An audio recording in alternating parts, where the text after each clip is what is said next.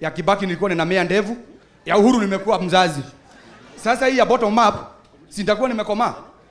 Lakini hizo serikali zote, hakuna serikali inajuaga mtu wa Jua Kali. Wanatujuaga tu siku moja. Uchaguzi ikiwa imebaki miezi 3. Sasa hiyo ndio wanakuja sema sisi tukiingia Jua Kali tutafanya hii. Siku hiyo wanakula githeri garage. Haiharibiki. Wanakunywa uji yetu garage. Haiharibiki. Lakini gojea baada ya tarehe 20 na ni tarehe ngapi tunafanya uchaguzi? Tarehe 9. Gari zao ni nyeusi. Hata ukijaribu kusimamisha, who are you? Who is this fella? Sasa hiyo wanaongea Kiingereza. Lakini sasa hivi tunaongea nini? Kiswahili. Kwa hivyo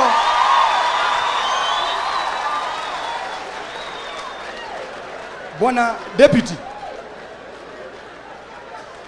Gavana wetu ambaye ni Jackson Mandago alisema tukifika mahali hapa tuongee lugha yenye wewe utasikia.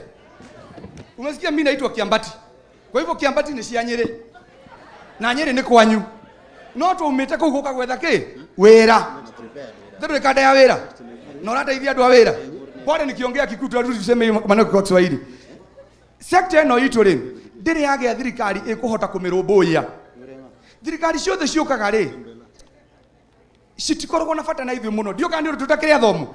Kuanzia next time nitaomba watu wetu ya Jua Kali tuanze kugraduate watu ya university ili tukue recognized na serikali. Kwa sababu penye mtu anaongea Kiingereza nafikiri hapo tutakuwa recognized. Mambo machache ambayo yanatusubua Bwana Deputy President. Jambo la kwanza, our governor is here. Sitakai kuongea uongo. Sisi kitu ya kwanza, kiwanja hatunaga.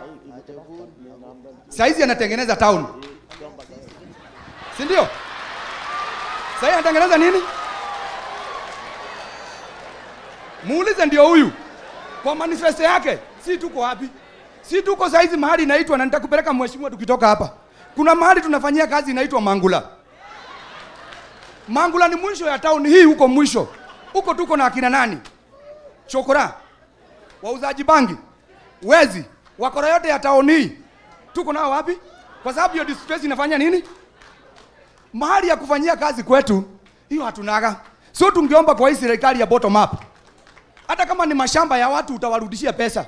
Useme kutoka leo makanika tunafanyia kazi Huruma ward yote iuzwe. Tuende huko. Together. Jambo lingine ambao nimesikia ukiongelea sana hapa. Sisi kama watu ya Jua Kali, Jua Kali imebeba watu wengi sana, sio makanika peke yao.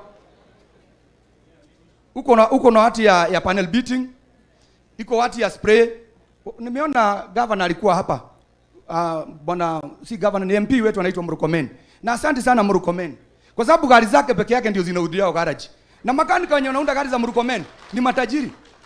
Kwa sababu gari ya mheshimiwa huwezi pewa 200 na huwezi pea mbele ya watu, ni kwa ofisi. Unakaa chini, unapewa kachai, unapewa pesa safi. Kwa hivyo mimi ningeomba hawa waheshimiwa wengine waemiriti mpango gani huo ya kwamba hizi gari wacheni kupeleka CMC. Just imagine bwana governor, hata ukipeleka gari yako CMC, mimi ndio naitaka nikatengeneze. Hao wanaongea tu Kiingereza.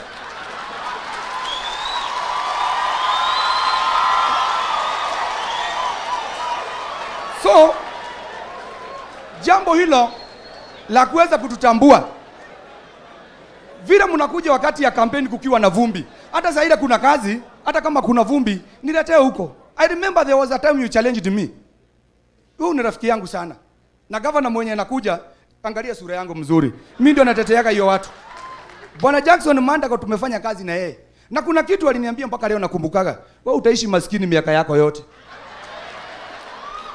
Kwa sababu ikiwa ibamba napeleka kwa Muhindi nalipa 1300 na nikikuja garage utaniitisha 2000, si ufanye mambo hata mimi nileteanga wewe huko. Kuna kitu watu kupata ndio nataka kukuelezea. Jua Kali inatusumbua zaidi ni ukosefu wa pesa. Kwa sababu hakuna serikali imekuja ikasema hii pesa ni ya watu wa Jua Kali. Na kama iko masharti mingi yenye hiyo pesa huwezi pata.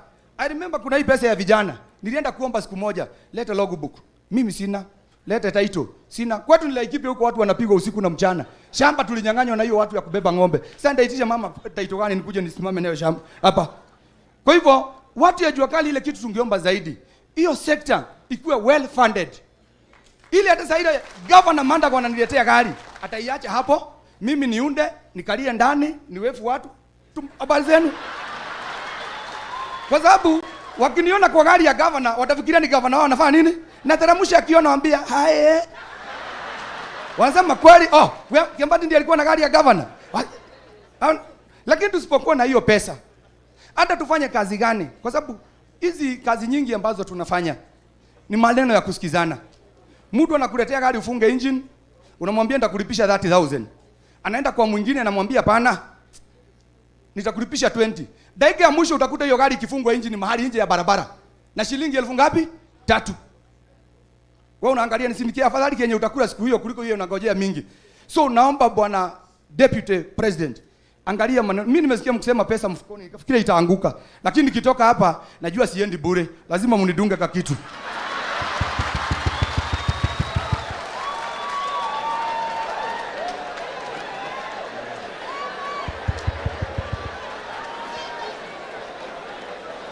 Jambo lingine ambalo tunaangalia kuhusu maneno hii ya pesa. Kuna hivi vijana wetu umesikia tunaishi nao huko, wanavuta bangi, ni machokora. Hao watoto si machokora. Ni watoto walikosa tu upendo nyumbani, wakaletwa town. Sometimes ukiongea na hawa vizuri, you can change their mind. Lakini utamfundisha aje na wewe hauna pesa? So tusaidiwe ya kwamba tukipewa pesa naweza chukua vijana 10 huko mtoni niwafundishe nini? Kazi. Sasa hivi najivunia. Niko na vijana karibu 3 ambao wanaendesha gari North Rift. Niliwapata huko wakivuta gamu. Nikamwambia hii gamu itakuua. Akaniambia na msinipige sana garage. Nikamwambia utavumilia. Juu kazi yetu umesikia kila kitu kufunzwa ni nyundo. Leta spana number 10, nyundo. Leta number 8, nyundo. Fungua hapa, nyundo. Mpaka gamu inafanya nini? Inaisha kwa kichwa. So mkituangalia hayo mambo yote hayo, hata hiyo vijana wenye tuko na hawa, tutaweza kufanya nini? Kwa bottom up, kuwatoa kwa gamu, kuwaleta kwa makanika, kuwaleta vizuri. Tuko pamoja.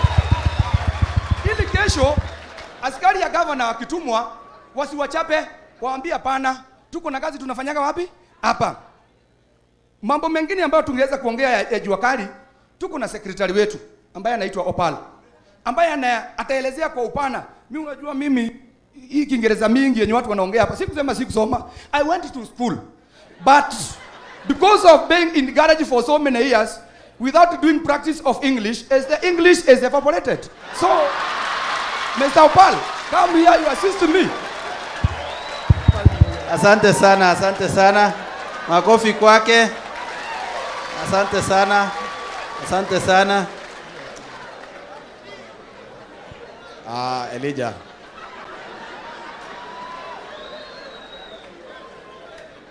Wewe Elijah, hiyo kisugu yako iko sawa. Nothing has evaporated, uko sawa. Wewe usikue na wasiwasi.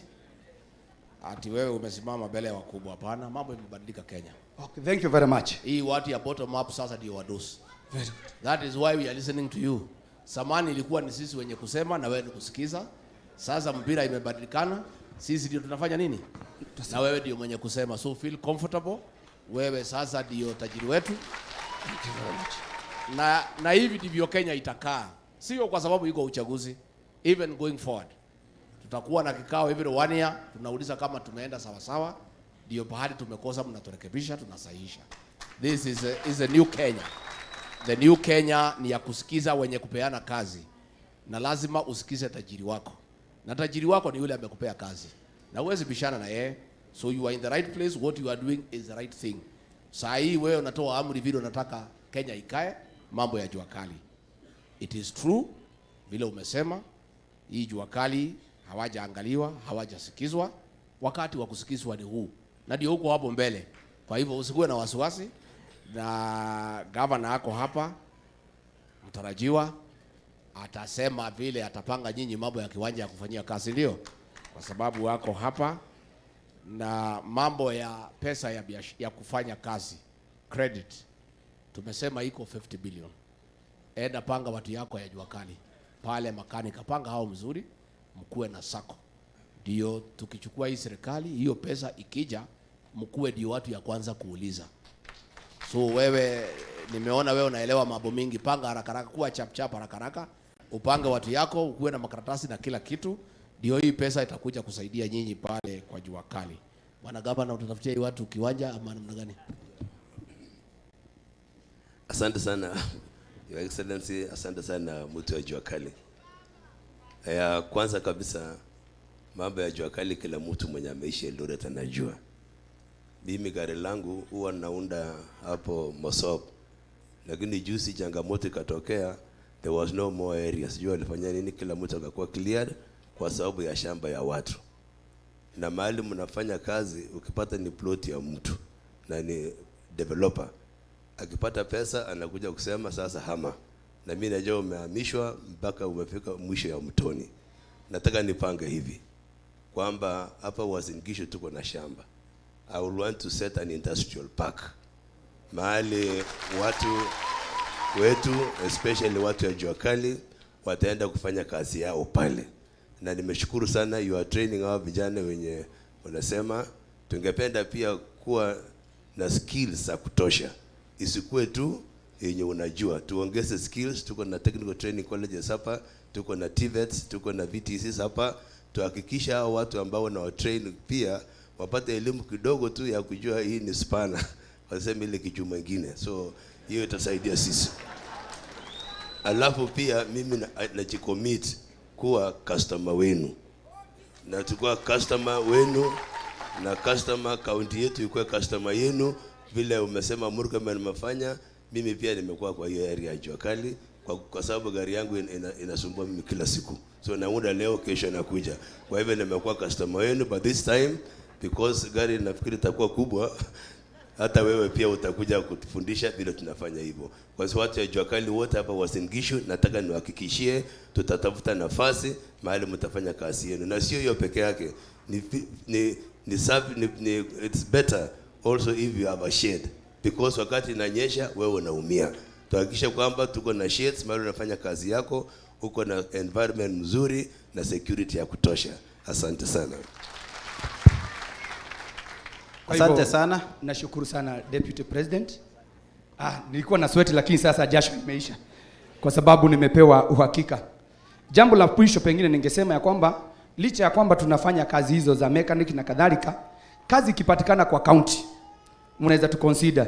Hata kazi ya national huko unaweza tu consider.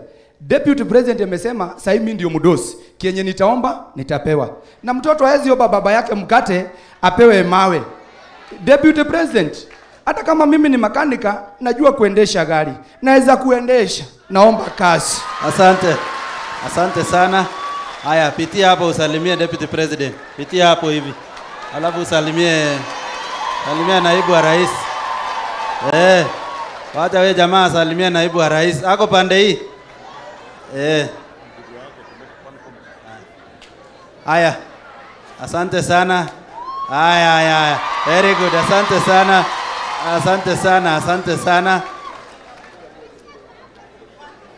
Asante sana. Makofi kwake. Haya, asante. Wacha secretary wa Jua Kali sasa aseme in brief, alafu tutaenda watu wengine. Karibu bwana SG. Asante. Thank you very much Deputy President Designate na chairman yangu Mr. Kiambati. There is something that I want to add and make a correction to our incoming governor. We don't need shades. We need a designed industrial worksite. Designated industrial worksite with infrastructural development. Why do I say that? The Jua Kali people, these are innovators. When the government of Kenya is talking about inventions, it is talking about the sector of Jua Kali. When the government is talking about Vision 2030, the government is talking about Jua Kali sector. We are not Jua Kali as such. That is a name that was coined by the late President Mzee Moi, may his soul rest in peace. We give him credit because of recognizing Jua Kali sector, because he signed a memorandum of understanding between the three heads of states, that is President Museveni and President Mwinyi of Tanzania. That is why we've been having the East Africa Community Trade Conferences. That is the treaty that was signed. Let me give you a highlight of 1 minute of what entails Jua Kali sector. Jua Kali sector entails manufacturing, that is metal fabrication. When we are talking about metal fabrication, we are having all the metal works, doors, windows, gates, all the metal works in the Republic of Kenya. And you can remember how many households are we having in the Republic of Kenya. These doors and windows are manufactured by the Jua Kali people. All the furniture work, the sofa sets that you are having in our households are manufactured by the Jua Kali sector. So this is a sector that is having professionals. These are not just called people to be called Jua Kali. When we are talking about manufacturing again, we are talking about woodwork. We are talking about basketry and weaving. In Uasin-Gishu County, we are having a group of women, such Somok from Kapsaret, that are manufacturing baskets. Madam Conseva Ruto, and she has been exporting to the East African Community Trade Conference. So what they are lacking, we are having the best innovators that have been vetted.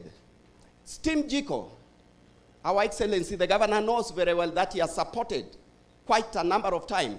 In the past 10 years in his regime, he has supported. That is Andrew Agoro and has been patented. So this is a sector that should be looked at in the Republic of Kenya with a lot of zeal. And we are millions. When we are talking about metal fabrication, how many are there in the Republic of Kenya? When we are talking about woodwork, how many are there in the Republic of Kenya? When we are talking about basketry and weaving, how many are there in the Republic of Kenya? Let's go to the trade. That is also in the sector of the Jua Kali. The traders that are doing cross-border trade, they are having challenges about the taxes with the income tax. That one should be looked at, and then there should be the Secretary General, Income Tax and Trade, East Africa, to coordinate the entire system, and the Kenya Kwanza government to liaise with that kind of institution. We are having services, that is the mechanics, plumbers, electrical installations, wiremen, panel beaters, and spray painters. These are in the sector of the Jua Kali. They've not been looked at. So the challenge that they are having, that kind of industrial worksite, designated industrial worksite with infrastructural development. Coming to services again, I would say that these people, after doing their innovations and inventions, they are lacking. The taxation is high when it comes to getting the intellectual property rights, also the utility modules. So the Kenya Kwanza government, we pray that you subsidize the innovators when they have done their innovations, so that they get the taxation for them to get their intellectual property right to be reduced. Finally, for the purposes of the implementation of the bottom-up economic model to be implemented, we request the Kenya Kwanza government, UDA Kenya Kwanza government, to incorporate and nominate a member in the National Assembly for the purposes of legislation, and then formation of the Ministry of Jua Kali, Industrialization and Innovation, with the full set of the PS and the directors. This is when we are going to grow the economy and achieve the Vision 2030. Otherwise, I do appreciate His Excellency the Governor for recognizing the Jua Kali sector in your entire regime. Your Excellency, the incoming, we request you also to follow the footsteps and also have the county trade exhibitions, the regional trade exhibition, that is the NOREB, the national trade exhibition, and Kenya Kwanza. We pray that you have an industrial and innovation trade exhibition that is to last for 7 days in the Republic of Kenya and to be marked in the calendar of the Republic of Kenya. Sorry, I've forgotten something, Your Excellency. This one, for the recognition of prior learning, the first one in the Republic of Kenya to be done in Kenya was done in Eldoret, at the Eldoret National Polytechnic. Where is Tarcisius Makoba? That one, he graduated last year in panel beating and spray painting. So we pray that the Kenya Kwanza government to work on this one and a national launch to be done. Asante sana. It is true, the Jua Kali sector is about innovation. Now that name ya Jua Kali progressively itabadilika. Siku ile tutainua watu ya sekta hiyo watoke kwa jua. That name will have to change. Thank you. And the journey has just begun. Thank you. We want to tell you that the Jubilee government had a very good program for watu ya Jua Kali. You know, katika Big Four yetu tulikuwa na component moja ilikuwa inaitwa housing. Tulikuwa tumepanga kujenga 500,000 units. Na hapa Eldoret ilikuwa 2,000. Ilikuwa hao 500,000 units, nyumba moja ilikuwa ipatie a minimum of 8 people wapate ajira. Thank you. We would have provided employment for 4 million Kenyans. Huyu mtu ya kitendawili akakuja, akasimamisha. Akasimamisha housing, akasimamisha universal health care, akasimamisha food security, akasimamisha manufacturing, akasema tuende BBI na rege. Pole sana kwake. Kwa hivyo kama kuna mtu ametia hii watu ya Jua Kali hasara ni mtu ya kitendawili. Because in that program ilikuwa milango yote ya hizo manyumba ilikuwa itengenezwa na watu ya Jua Kali. Madirisha yote ilikuwa itengenezwa na watu ya Jua Kali. Thank you. Mambo ya cutting boxes ilikuwa itengenezwa na watu ya Jua Kali. Thank you. Umeona ile hasara hii kitendawili ameweka wewe? Kubwa sana. Na sisi wote. So the good news is in another 75 days kutakuwa serikali mpya, kitendawili hata kuwepo. Hii program yetu ya housing we will resume vile ilikuwa tumepanga, tujenge 500,000 units to create 4 million jobs ya vijana wetu na watu ya Jua Kali industry waweze kusupply all the byproducts ya hizo manyumba. Kwa hivyo muko biashara. Thank you. Mambo yenu si mbaya. Asante. Asante. Thank you very much. Thank you very much. I now want to invite, on behalf of all the education institutions, Sosten Belat.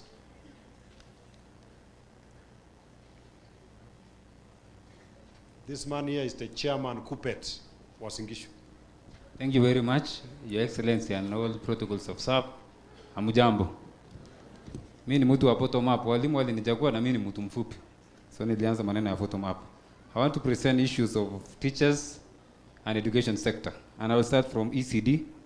Koti moja wa governor. Please, our ECD teachers have been on contract for the last 10 years. We would wish that all ECD teachers be confirmed on permanent and pensionable program. Number 2, because it has been done by more than 15 counties, we don't know why it was in Gishu. We would wish that we have a UJI program or a program for children to ensure that they feed well because of issues nutrition. On issues primary and secondary schools, I would wish that the national government ensure that FSC and FPE, free primary education funds are availed on time. Head teachers and principals have been having very serious issues because money is not availed at the right time. I want to tell you this, capitation was done in the year 2006. Yeah, 920 shillings for primary school. We are in the year 2022 with capitation of 910 shillings per student. That one is not proper and that one is wrong. We would wish that one is corrected. I want to talk about issue of bursary. Bursaries should be up, especially for boarding schools, so that we can have our children doing well. I want to ask our women rep that the issue of sanitary towels, Madam Women Rep, should not be an issue of, it should, you know, we are given condoms for free, and that one is voluntary. Ingine is voluntary, we are not given. I don't know what you are doing in Parliament. Kindly do something about that. The issue of Tibet, I want to thank the His Excellency the Deputy President because he has done a lot in Tibet. We have very many Tibets in Uasin-Gishu, at least we have about 7. We would wish that the body, Tibet, and any issue that deals with Tibet to be done appropriately so that we can have an independent body to deal with that. We are collaborating with Jua Kali sector as Tibet, and we wish that we enhance it.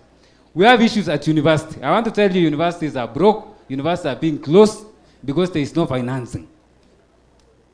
Some lecturers and even employees are going for months without pay. Universities are collapsing in this country. Bwana Deputy President, kindly do something about that. I want to talk about what were comrades' power. Maneno ya help. Mimi nilisoma university 2004 huko. Help bado iko kwa kapi ya 50,000 yenye sisi tulikuwa tukupewa. We are in the year 2022. Hiyo pesa iwekwe juu ya help alafu tutakuja kulipa baadaye. I want to ask lastly, I want to talk on issues because I am a unionist, issues union.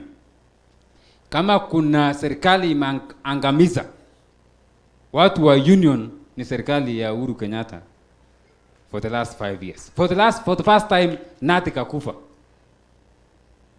Mashida yenye tumepitia deputy president, Mungu mwenye ako mbinguni anajua. Tunaomba mtuangalilie maneno. Let us have a working relationship with unions. I want to talk about job stagnation. Mwalimu wa high school ama primary school anakaa kwa job group moja for 19 years. I have a teacher anafunza hapa Race Course High School. Amekaa 22 years kwa job group L. Hata wafanyikazi wa county pia. People are stagnating in a job group. We are demotivated, and that's why governor, incoming governor, our watu wa agriculture hata wafiki huko. Kama umekuwa job group L kuanzia 1991 mpaka sasa hii, iko haja gani uende kazi? Yeah? Do something about motivation. We have issues of lack of consultation by government for serious stakeholders. Ngoja kidogo, unajua education sector inapewa kwa budget number 2 kwa Kenya. And it's a very serious sector. Kuna issue ya lack of consultation. Tumeletewa vitu nyingi kama walimu. Kitu inaitwa TPD, kitu inaitwa CPC. Hata hii CPC we don't even understand. Wameanza kwa high school last week. We don't even understand what is going on. We are not consulted. They just bring issues. Wanasema chache hiyo kwa computer. We don't even get anything. Let us have collaboration and well thought out programs that teachers have a say, and those people who are key stakeholders. Issue of medical cover. Kama kuna watu wanaumia, unaweza kuwa mwalimu ukuwe na shida. Tunaomba wafanyikazi wote wa serikali kuanzia mfanyikazi number 1 William Samoei Ruto mpaka mfanyikazi ule wa mwisho tukue na health cover moja ndio mjue mashida tunapitanga. Unajua wangona wako na medical cover tofauti na sisi wafanyikazi wengine. So they don't understand what you are going through. For approval to utibiwe, mwalimu lazima approval ya 2000 shilling. Unangojea up to 7 hours ndio approviwe na minute cover. We are saying let us have one NHIF from employer number 1001 William Ruto, employer number 2 RG mpaka employer wa mwisho hapa sisi walimu. So that umujue shida yenye tunapitia. Kitu kama mortgage, kuna kitu kama mortgage and gap grant. Mortgage, unajua sisi mwalimu unaweza pata hata 30,000. Sijui mbona ikuwe ngumu ufanye kitu ya 2.3%. Hata tunalipanga rent ya 10,000. Tununue gari. Hata sisi tukue tukidiscuss kwa staff room, wewe una fungu yako ni ya premium, fungu yako ni ya tusikuwe tunadiscuss maneno ya choka na tuwezi iba choka. So tunaomba mortgage mtengeneze vizuri. Maneno ya gagran mtutengeneze vizuri. Lastly, I would wish to, because of time, that in January we shall be having grade 7 joining junior secondary. We also have form 1s going to secondary school. How 844. Kuna kisungumkuti itatokea kwa high school. Right now we don't have classrooms. Right now we have not even trained teachers. There is nothing. Na kutakuwa na problem. In fact, kazi ya kwanza RG ni maneno ya hii program ya CPC. Haki ya Mungu hii kitu tutatuletea shida. Because even teachers, we have very few teachers in this country. In high school we are missing about 60,000 teachers. In primary school we don't have about 90,000 teachers. Hiyo ni cap tu ndio tukue na mwalimu mmoja anafunza walimu 50. So kuna shida ya teacher deficiency. Lastly, tunaomba programs kama hizi. So employment of teachers. Kuna maneno ya Kenya private education sector, mtu mwingine ataongea. Tunaomba tu ukue na mkutano na walimu na unions so that we can discuss more. And then let us have midterm forums. After 2 years hapa RG ukue hapa, koti moja ukue hapa, tukuje tuulize swali. Hii miaka 2, tusingoje 5 years. 5 years a lot of time so that they can answer us. Lastly, Mungu awabariki sana. Na haki ya Mungu mnikubalie tu nisalamie ndugu yangu William Kabogo. Nampendanga sana. Mungu awabariki sana. Asante. Haya, msalimie. Angoja kidogo. Asante sana. Governor mtarajiwa will answer you on ECD, on what can be done to convert the people on contract to permanent and pensionable. He'll also address mambo ya wage program. Hiyo unajua ECDs are the county government. It is true mambo ya FAP, the money for watoto ya primary, the capitation. It is something that is going to be reviewed because to capture the times that we are in today. Mambo ya bursary, that one you make sure mnachagua members of parliament who know what they are doing. Because hiyo pesa ni mingi. MPs have 137 million. Ambaye about 42 million ya bursary. If a member of parliament knows what he or she is doing, hakuna mtoto anatakiwa akose kusoma. Mheshimiwa Boshole will answer on the issue of sanitary pads. Mambo ya TVETs, unajua TVETs has been a good program at Jubilee, na mwenye kuiendesha ni Deputy President William Ruto. Saa ile siasa chafu iliingia, the implementation of TVETs and the equipping of those TVETs ikakuwa frustrated, so that to dim his star. We want to assure you that after these elections, Dr. William Ruto is a champion of TVETs, and as president, you can be rest assured that the program will be back on course in full throttle, because it's a good program ya kusaidia watoto wetu. Mambo ya help, it calls for regulations. Hii watu ya BBI walikuwa wanatuambia ati wanataka kubadilisha katiba mambo ya help. It is not necessary. You only need the Ministry of Education in consultation with the National Treasury to do regulations, to determine the level of support, to determine the grace period before people get employment. So that is something that will be addressed. It is true mambo ya union, trade unions has been suppressed by government. The Kenya Kwanza government has no intention ya kuingilia mambo ya trade unions. Thank you. We intend to manage politics ourselves. Unajua ile mkubwa ya trade union amekuwa kama ni waziri wa serikali, yule mzee Nyororo.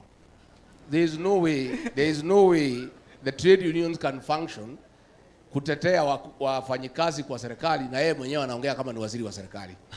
You know, but also the people of the trade unions, you also have a problem. Hii mzee mna shida mkirudisha every 5 years.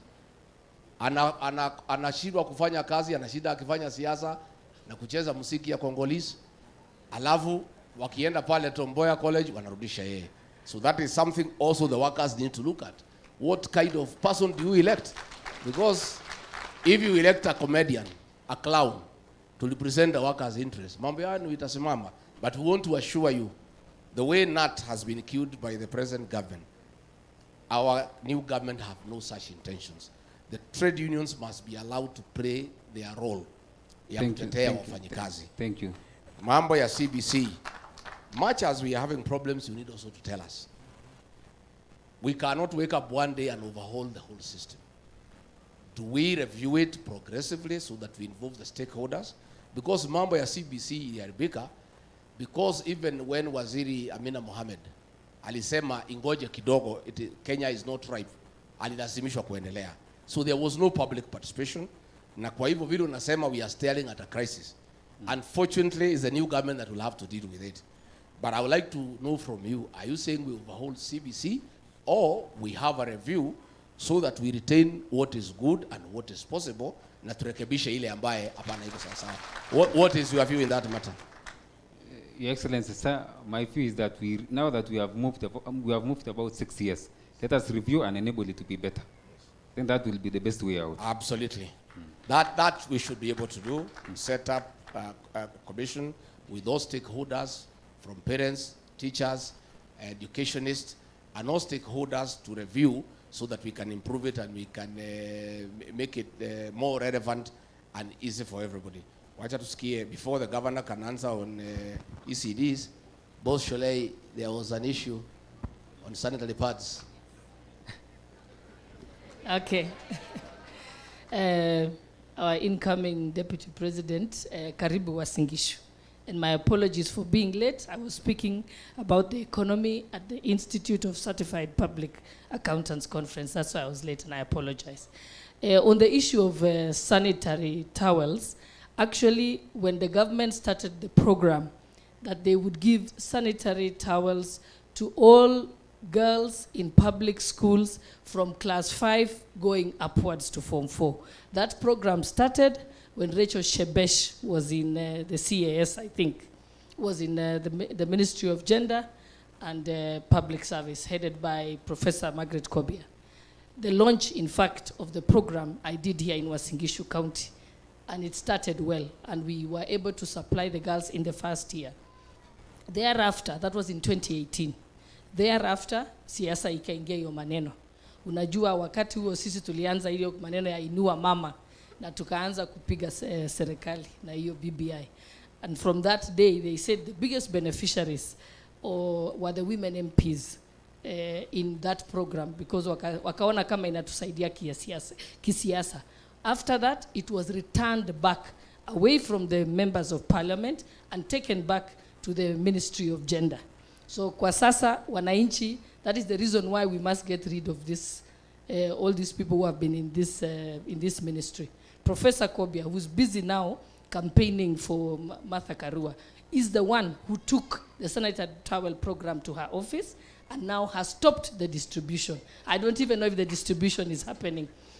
The other challenge that we had is there was a corruption scandal around it. They ordered all the sanitary towels for the entire country from one supplier who ended up being unable to supply.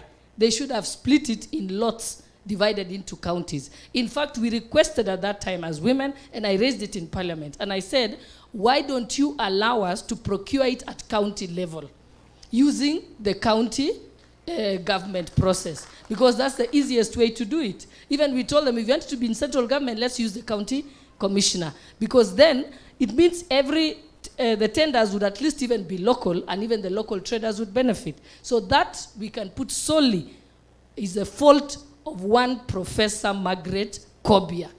It's a shame that she's actually the minister of the minister in charge of gender. I think the other issue that Belat actually has raised, I don't know if, is the issue of insurance. The issue of insurance, as you know, Mheshimiwa, we tried in Parliament to amend the National Hospital Insurance Fund law so that more people can be covered. In fact, the teachers or ourselves will not need to have private insurance if we transform NHIF. It will cover everybody. What happened? Atwoli took us to court to stop the law that we had changed. So si tulifanya party yetu, tulibadilisha sheria.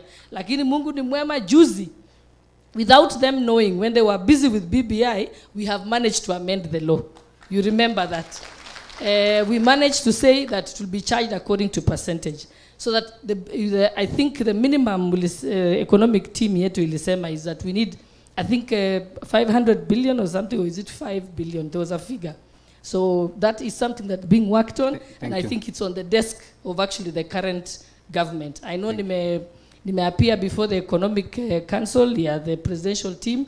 I've also appeared before the Health Council, and I have recommended the laws that need to be amended cap September when we take over government. Thank you, sir. Thank you.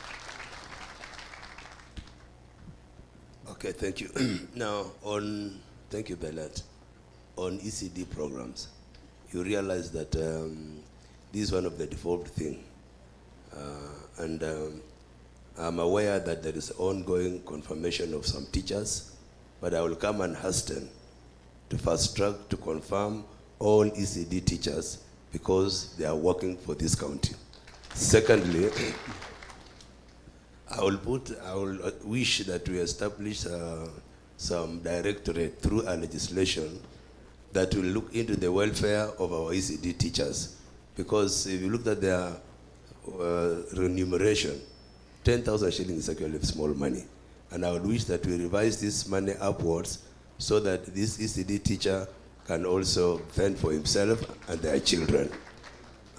In my Nguzo Kumi is what the pillars I stand on, and I hope for my brother Professor Bito, there could be something in agenda sitter. We will just amalgamate this and see how best we can help our ECD centers. Finally, the feeding program, to me, it should have started as yesterday, because we are more concerned about the nutrition of our children. So our parents, rest assured that the county government that is coming will take care of your children. The Uji program thing will take off as soon as possible. Thank you very much. Your Excellency, sir, there is this issue of employment of teachers. Hiyo peke yake ndio umebakisha. Umejibu yote. Na Mungu akubariki sana. No, we must progressively continue to increase the teacher-pupil ratio by training more teachers and by absorbing them to TSC so that they get a commensurate benefit. So that is something that will go on progressively. Thank you. Otherwise in Kupet we say Kupet power. Nataka kuwapea break. Kupet power. Asanteni sana. Mungu Asante sana. Asante sana. Nataka sasa niombe wale nitawaita tuseme kwa ufupi sana kwa sababu ya wakati. Mnajua naibu wa rais baada hako na program ndefu Nandi. Na ni lazima tumpatie time because anaenda kututafutia kura na kututafutia serikali. Nataka Lamek Mais kwa niaba ya PWDs useme kwa ufupi sana. Alafu Oliver Kipto kwa niaba ya sports ukuje hapa. Alafu useme pia kwa ufupi sana. Na mtu wa boda boda nation naomba mkuje wote. Alafu Nora Cheserem utakuwa tayari kuongea kwa niaba ya high value crops, kahawa, avocado, macadamia. Ile DG anajuanga sana kusema. Tuseme kwa ufupi tafadhali. Basa, thank you so much, Chairman. I'll be very brief. I'm Lamek Kipchumba Mais. I've been given this chance to represent person living with disability. And kindly, Chairman, this is a very sensitive part where we don't need to hurry up. So with me here, I have almost 10 points, and I'll be very brief. Point number one, we have, in our country, we used to say person living with disability. But for now, we say people with different abilities. So I'm going to start immediately from point number one. Our incoming Deputy President, we have identification card for person living with disability that takes a very long time to be processed. This one, we have person living with disability identification card. According to our discussion with person living with disability yesterday, and with small experience that I have in living with person living with disability cards. Person living with disability card, it takes a lot of time, up to even 5 years, so that somebody can be given that card. The reason is this. We have a lot of process that we are given by the government. Utasikia, utaambiwa, enda kwanza uasesiwe na daktari. Ukiasesiwa na daktari, unaambiwa hiyo form iende kwa ofisi ya person living with disability ya county level. From county level, inaenda Afya House. Currently, as we are talking here, tuko na almost assessment forms in almost 7,000 yenye iko Afya House, na our 7,000 ni watu wanaongojea kadi yao. So our humble request ilikuwa hivi kwa Kenya Kwanza government, God willing, tunataka this issue of identification card to be devolved into the county level. Kama hiyo ID zingine sa able people yenye wanapatiana kwa huduma, tulikuwa tunaomba every county, 47 counties, ikuwe na their own printing machine, so that to stop this issue ya kwenda Nairobi kutafuta card. Sometimes unapata mtu anatembea na wheelchair, anatoka all the way from Lodwar mpaka Nairobi kutafuta identification card ya disabled. Na ukifika huko Nairobi, we all understand our offices, currently our offices. Unafika huko unaambiwa hamuna ofisi kwa county yenu. Na wewe naye ukipata chance ya kuuliza swali uambie kwa hiyo 5 years yote kwani walikuwa wanatengeneza nini? So it is really my humble request today. Na hiyo imekuanga maombi yangu ever since. If those machines of printing person with disability cards can be distributed to all 47 counties. Itakuwa very simple. So that mtu atakuwa anatoka tu anaenda pewa kadi yake. Then watengeneza a body that it do their own assessment kwa county, because we are in a very different Kenya nowadays, because unapata mtu mwenye ana any disability anaenda sema yeye ni disabled pia na anapewa hiyo card so that apata exemption. Ya pili, tuko na cash transfer. Cash transfer iko under Ministry of Labor and Protection. Cash transfer iko under Ministry of Labor and Protection. Huwa tunasikia those vulnerable people wanapewa 2,000. Lakini for your information, our incoming deputy governor, watu wenye wanapata according to my research, unaweza pata kwa watu 10 ni mtu mmoja anapewa. Na wamewacha watu wenye wana ukifika nyumbani wanabebwa from outside wanarudishwa kwa nyumba na hao ndio wapate. The main problem about that one is channel of communication. Hiyo information ifikie watu nyumbani, it is very hard.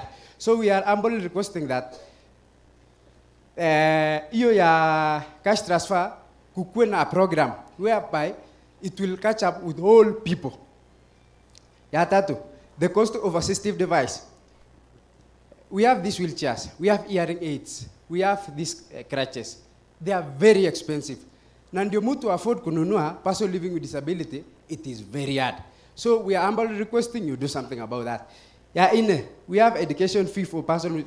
Yesterday, jioni tulikuwa tunasikia the other coalition ikisema watasponsor person living with disability for free. Nikashangaa kwani walikuwa notes yetu jana venye tulikuwa tunadiscuss.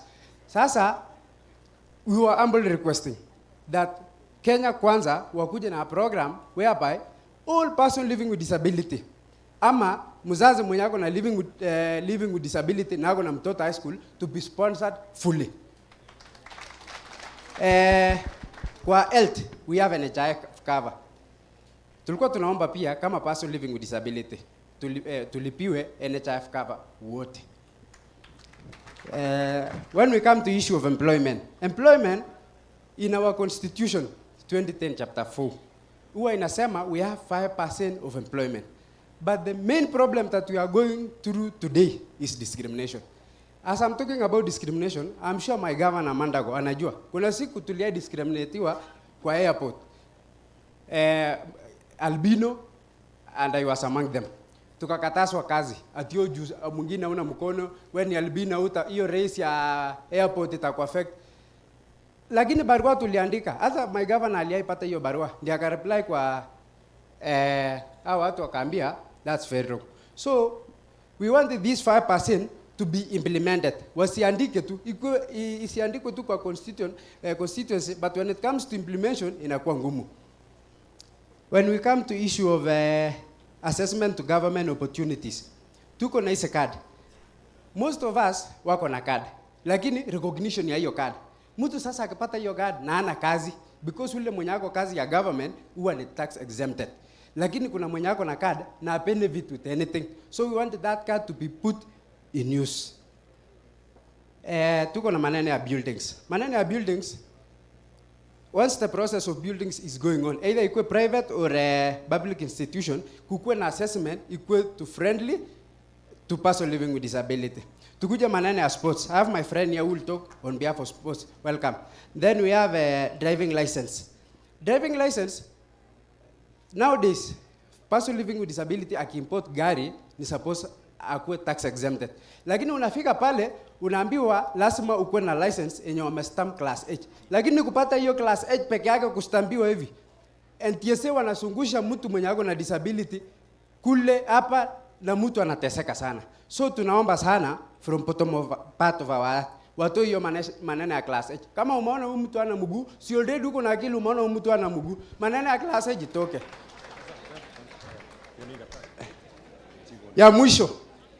Ya mwisho ni maneno ya nomination to the political parties. When we come to because it is also part of economic, na maneno ya leadership, it falls under economic. Tuko na maneno ya nominations. Tunaomba sana Kenya Kwanza, be very fair to anything comes to election ya person living with disability. Musipe tu mtu juu ya kujuana, peni mtu mwenye ako na roho na is a very aggressive kusaidia person living with disability. Otherwise, thank you. Let me give my friend aseme kitu about sports ya Paralympics. Kwa haraka kwa sababu ya time wenzangu ameongea. Kwa mambo ya sports majina naitwa Joseph Ochieng. Taongea kwa mambo ya Paralympic sports peke yake. Hiyo sports zingine au wengine watajiongelea. Kwanza we have our umbrella body ambayo inaitwa Kenya National Paralympic Committee of Kenya. Hii organization yetu, mimi naomba sana serikali ya ndugu yangu rafiki yangu William Samoei Ruto, Gachagua. Ruto ametushia kwa sports miaka mingi akiwa mbunge kwa muda mrefu sana. The KNPC board hatutaki elections. The constitution is very clear. Hawezi kaa kwa ofisi miaka 9. Ikifika nini wakati kwenda nje, people kama ni rafiki ni sawa. Kama sio hawezi toa percentage, haupati nafasi. So tunaomba Kenya kwanza. All the federations. Football ilianza juzi. Cricket ilikuwa na hiyo ugonjwa. Sasa pia tunaomba ya kwamba pia yetu ya Kenya National Paralympic, pia serikali ambayo itaundwa very soon na Mheshimiwa Ruto iangalie the all federation katika sports. Jambo lingine katika KNPC tuko na KNPC it is umbrella body, lakini tuko na federations tofauti, ambapo federation tofauti tuko na wheelchair basketball, tuko na paravolley, tuko na archery, tuko na paracycling, many events. You see these events utaziona kwa TV. This event utaona watu wampanda ndege wameenda na pengine watu wamekosa nafasi. And good example ni kijana anaitwa Lamek. This boy, this is my product. Tulitoa high school tukampeleka national, akachaguliwa, akaingia kambi. Last minute this boy aliwachwa airport surely. Mimi last year nimeenda Tokyo, Japan. Nilitolewa kwa timu, Mungu wangu na Amina ndiye alinisaidia nikakanyaga Tokyo. Kwa sababu unatoka wapi? Nje ya Nairobi. So naomba sana serikali ambayo itakuja ya Ruto muhakikisha kwamba sports ziangaliwe. Mambo ya trainings, viwanja. Hatuna viwanja. Mimi mwenyewe nimeanzisha timu hapa ya basketball iko, paravolley iko, tumecheza na waheshimiwa wengine na hizo courts haziko. Hata kwa wale wenzetu wale standing able wanalia facilities haziko. Tunaomba serikali, kwa sababu katika serikali iliyopita tulikuwa tumepromise ya kwamba kutakuwa na viwanja ngapi chini ya siku ngapi, na najua pengine shida ilitokea kwa mambo ile hatuwezi zungumzia, lakini naomba Bwana Gachagua, kwa sababu Mungu amekubariki umepata nafasi nyingine katika sports, to make sure katika county at least tuko na viwanja za kutosha. Mandago manza yake ndio hii, na nasikia anakimbiza haraka kabla agenda retire akawa ameifungua 64 stadium. Ile Kipchoge imelala mpaka saa hizi. Wakimbiaji wetu wanaenda Iten, wanaenda wapi? And well, tuko na our own stadium here. Mambo ya Deaf Olympics. Deaf Olympics juzi. Msikia wameenda Brazil. Mkoona kwa TV waleta 28 medals. 28 medals. Watu no reception, hakuna hata kujulikana kwamba hata kuwa honored. Imekuwa ni shida. So mimi naomba serikali ambayo inakuja, Kipchoge akienda mbio moja Boston Marathon anakuwa received as president of America. Why is it sisi person with disability hatuwezi treatiwa the same? Mimi naomba namna hii kwa sababu ya wakati. Ningeshukuru kwanza serikali ya Mandago ametusupport kiasi kwa mambo ya sports. Mimi nakupatia hongera kubwa. Incoming governor Bwana Koti moja, Mungu akubariki tu. 2 months ago tumeenda Kitale, kama sio mwanaume hatungeenda. Alitoa mpira plus personal, alitoa pocket pesa yake ya mfuko akatupeleka. Chepto ulitukumbuka kwa mpira. Asante sana. Lucy Chomba, uniforms ambazo tumekuwa tukitumia. Ametupatia uniforms kila event. Juzi tumeenda. Uzuri Bosho leo amesema na mdomo wake hapa tuchukue uniforms hizi. Sasa mimi naomba namna hii. Nikimalizia ya kwamba mambo ya disability kwa sports is a very important area. Tunaweza ignore. I'm good example. Mimi nilikuwa fundi wa viatu. na through Maswai interpreter huyu akaniambia kuna kitu inaitwa Paralympics hapa nje. Mimi ni president wa Uasin-Gishu, basketball, volleyball, powerlifting, these all games. Na hizi games easy to develop, the county government, federation zote zitritiwe equally. Kwa machache tungeongea mpaka kesho. Bwana Gachagua, peleka salamu zetu kwa deputy president, mwambia kwamba wewe na ndugu yangu Ruto mkiform serikali, vitu za disability ziwache kuhandoliwa casually. Lastly, mwisho kabisa, naomba tu kitu moja tu, Mandago, nataka uende nyumbani na legacy mzuri. Sisi kama watu wa disability kwa sports tumelia kidogo. I don't know is about the budget. I don't know shida iko wapi kwa department ya sports. Tuko na events mingi, but when it comes mambo ya Asante. Nikuje kwa mambo ya yeye nini, hata saizi Mandago, mimi nakuomba saizi, na mimi napenda kuswamisha ndugu yangu Bwana Lagat, yuko hapa, ndio amesoma hapa hivi. Tulipeleka timu Kitale, tukakuwa runners up, tukachukua kikombe Kenya mzima. Hakuna mtu ametureceive katika county, so mimi naomba sana hii nafasi serikali ambayo inakuja, Gachagua na koti moja, majaliwa Mwenyezi Mungu. Mimi niko na hakika ukipanda mbegu kwa mlemavu tarajia mazuri. Asanteni. Thank you. I think what we do because of time, maybe upatie watu ya bodaboda zingine tuchukue memorandum, because tungetaka kusema a few things, then we have to move to Nandi. Labda uangalie wale watu ya bodaboda, the rest we can get the memorandums, alafu tutaenda nazo maybe wasanii and then mambo ya people with the different abilities is true. Mambo ya identification card is taking too long.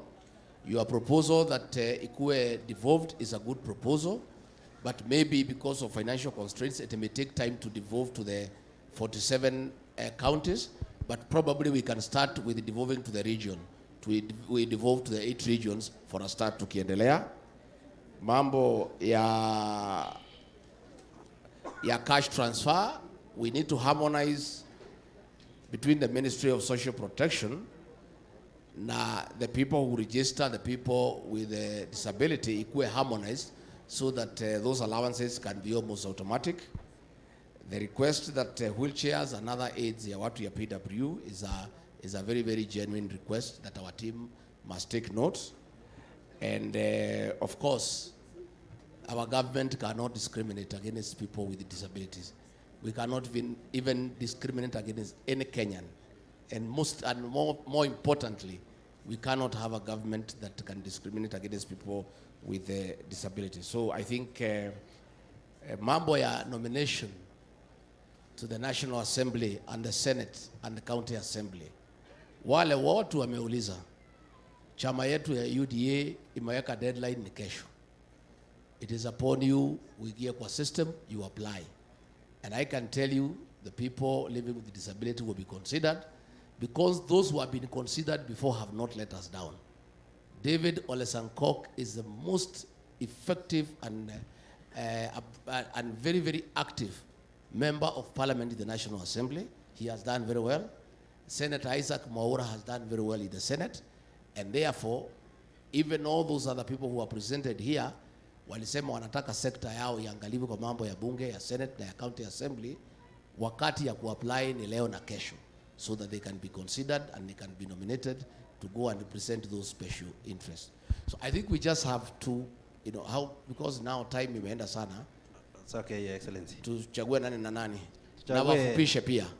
Artist Njoroge kuja haraka, alafu Nation wa boda boda, alafu mwisho Nora Cheserem wa High Value Crops. Na mkue brief kabisa, dakika mbili tu tafadhali. Bwana Yesu asifiwe.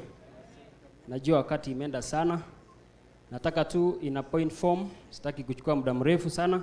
Mimi Nation Kipchumba Kemei wa bodaboda sector. This is a sector ambayo pia ilikuwa imewachwa sana. Tulionekana walivu, lakini kidogo tumeonekana. Nataka kusema ya kwamba serikali hii ya Kenya Kwanza kuchukua uongozi muweke pesa katika hali ya financing through SACCOs ambaye zina exist through the cooperative department, ili tuweze pia kukua.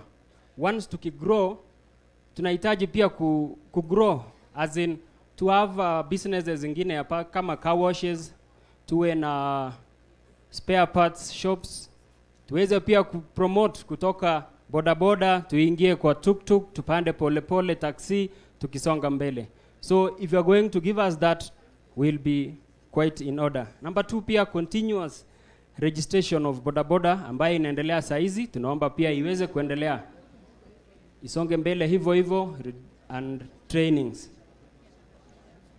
Mafuta pia is an ingredient ambaye tunaomba serikali ya Kenya Kwanza ituangalie sana, kwa sababu that is an ingredient ya kazi. Mafuta imepanda sana, mtupunguzie. Affordable loans, tunaomba pia loans ziweze kuwa affordable sana, so that tuwe na cheap loans. Tukinunua pikipiki saa hizi tunanunua 250,000 ambaye ukinunua cash ni 130,000. You find that there is a gap of almost 100,000. Tunaomba ya kwamba through the serikali ya county government na national government mtuangalie a very favorable loan. We have also other issues ambazo siko mingi, nitasoma tu kwa haraka. We have the clear policy regulation. Tusikuwe na knee-jerk reaction kama juzi ilifanyika Forest Road. Mtu mmoja alifanya makosa pale, serikali haina regulation, inakuja inashika watu wote. We have to have a clear regulation ambayo itasimamia sekta vizuri. Alafu pia sheds. The county governments and the national government, sisi tunafanya kazi kwa jua, tunaumia sana, tunanyeshewa. Tunaomba pia every stage ambayo imejulikana tuwe na stages, sheds na washrooms. Itasaidia sana vijana wakati wa kufanya kazi. Tunashukuru county government kwa sababu pia wametujengea, wakituongezea zaidi itakuwa ya maana sana. Otherwise tunashukuru Mungu kwa sababu we are going to give a memorandum of the same. Yes. Other points itakuwa imekuwa included. Thank you very much. Asante sana. Karibu artist. Asante. Sema tu kwa ufupi. Asante. Your Excellency, incoming Deputy President Mr. Gachagua, pamoja na viongozi wengine wote, naitwa Njoroge Rokadero ama Francis Njoroge Wachira, mzaliwa wa hapa Langas, muimbaji miaka 9. Katika hii sekta ya uimbaji, leo ndio mara ya kwanza tumetambuliwa. Mara nyingi huwa tunaenda mahali unaambiwa umeimba vizuri na utaenda mbali. Ambia mwenzako utaenda mbali. Hivyo ndio huwa tunaambiwa wakati wanatengeneza budget, kama ni ya hii hema inalipwa. Msanii anasahaulika. Nyinyi mlilipwa wenye mko hapa? Bado. Asante sana. Your Excellency, kuna jambo moja ambalo huwa linatusumbua. Kwa sababu sisi wasanii hatujuangi tuko katika ministry gani.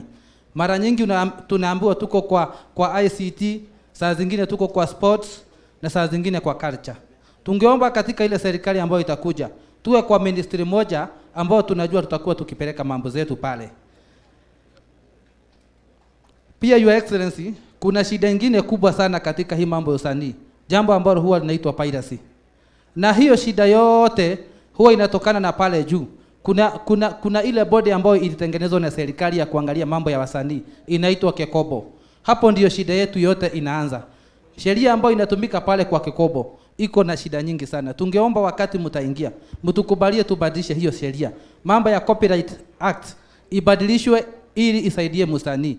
Kwa sababu hapo ndio shida yote inaanza. Mtu atakichukua wimbo wako, hakuna penye utampeleka, hakuna sheria. Mtu anaweza tumia mambo ya usanii venye anataka na hakuna penye utampeleka. Tungeomba hiyo sheria pia ibadilishwe. Pia kuna jambo lingine, Your Excellency. Mimi saizi ninaishi hapa Langas. Nikitaka kurekodi wimbo wangu, nipande gari mpaka Nairobi, niende nilale ningoje kesho ndio nibuku studio, tena nilale ndio ningoje wimbo utengenezwe niweke backup, unakuta umechukua wiki mzima. Your Excellency, mkisaidia kila county iwe na recording studio na pia ya audio. Na watu kubalie. Asante sana. Na sisi hatutaki tulipishwe bure, tulipishwe bei ambayo itakuwa ni ya chini ili ituokolee hiyo safari yote na iwe ikitusaidia. Your Excellency, ya mwisho, kuna sisi wasanii tuko na shida pia. Mambo ya pesa ni kama tu ile ya soko, kwa sababu hiyo sitarudia.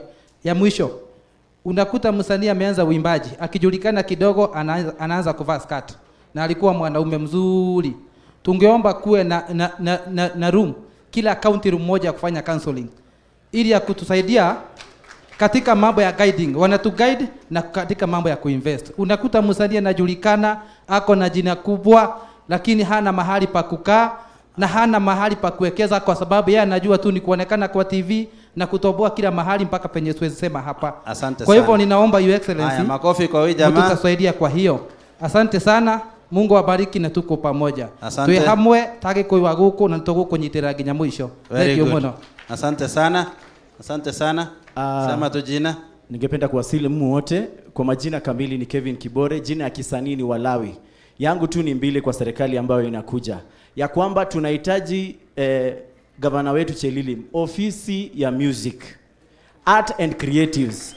Hiyo tu ni kitu direct. Tunataka ofisi imeleboliwa vizuri na imeandikwa Creatives Ministry.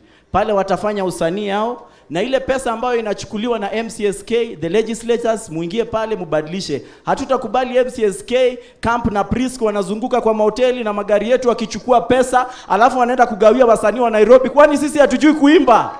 Tunajua, tuliimba mandago tena, na tukamaliza tukaingia Chelilim, si ndio?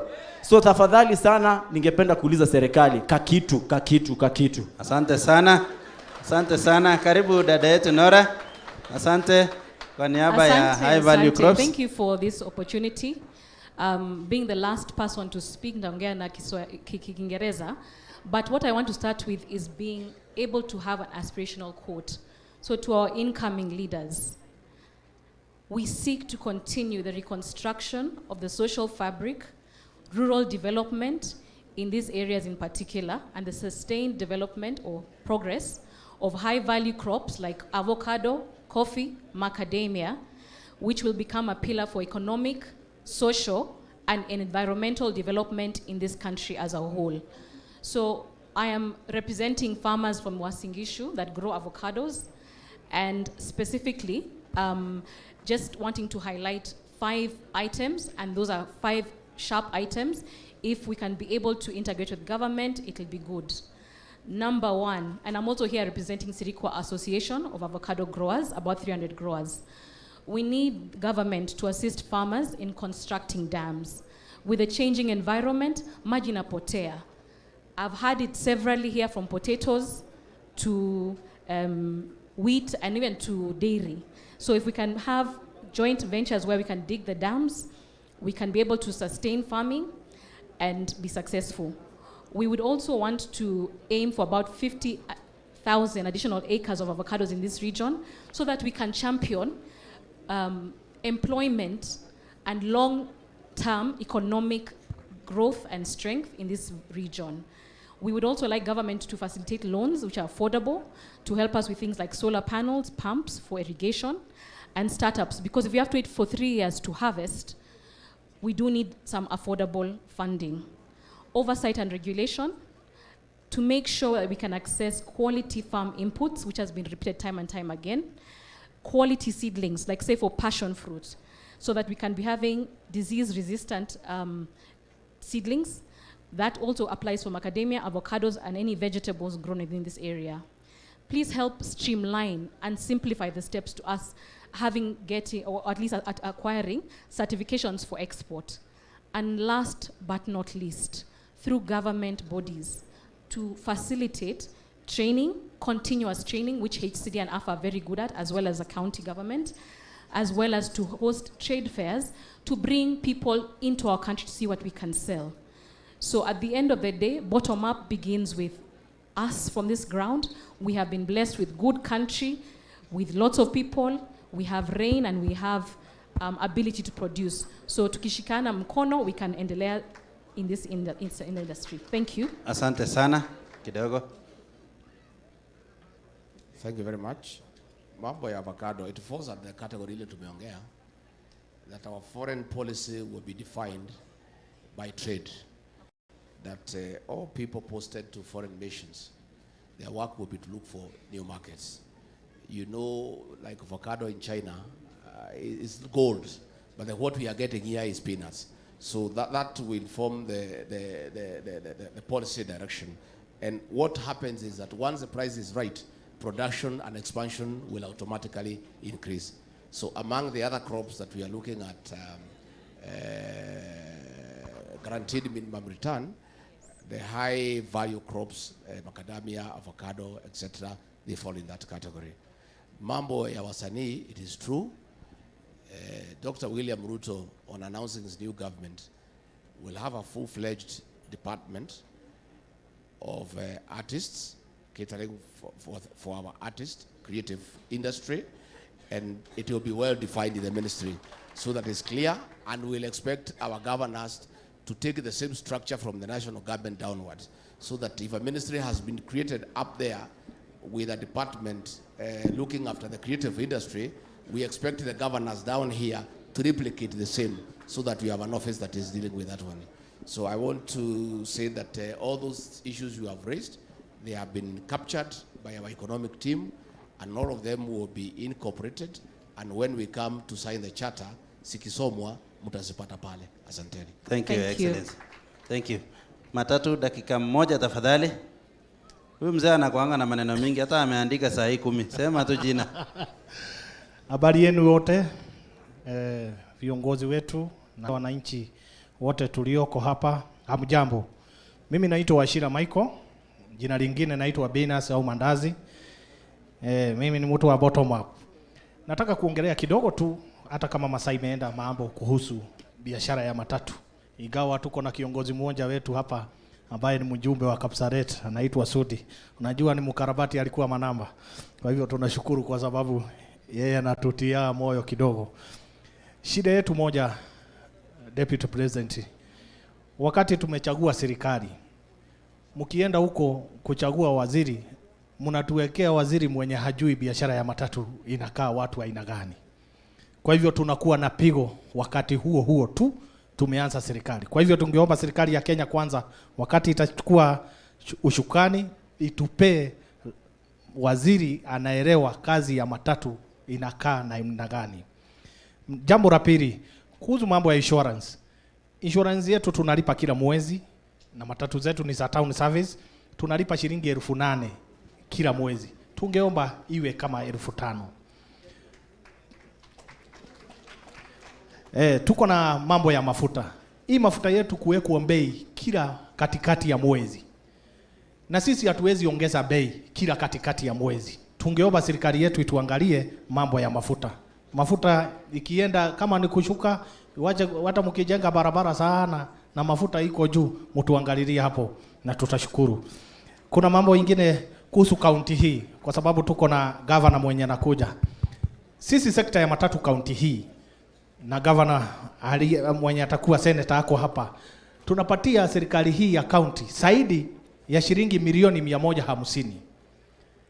Kwa hivyo tungeomba governor mwenye anakuja atuwekee watu wawili hapo kwa hiyo serikali, kwa sababu sisi tunawekeza kwa hiyo serikali. Jambo la tatu, ya mwisho, tunashukuru sana governor Mandago mwenye anatoka. Wakati yeye alikuwa anajenga county hii, sticker ya account alikuwa ametuwekea 2800, lakini saa hizi kwa sababu ametutengenezea kidogo, si governor mwenye anakuja atuwekee 1800, tutashukuru. Pia tunaomba watu wa taxi, kwa sababu hawatakuja hapa, mimi nitamalizia, hata wao waangaliwe kidogo. Pia tuko na shida moja, wakati tumelipa sticker ya account, hata uende garage bado unaona muni anakuja anafunga gari.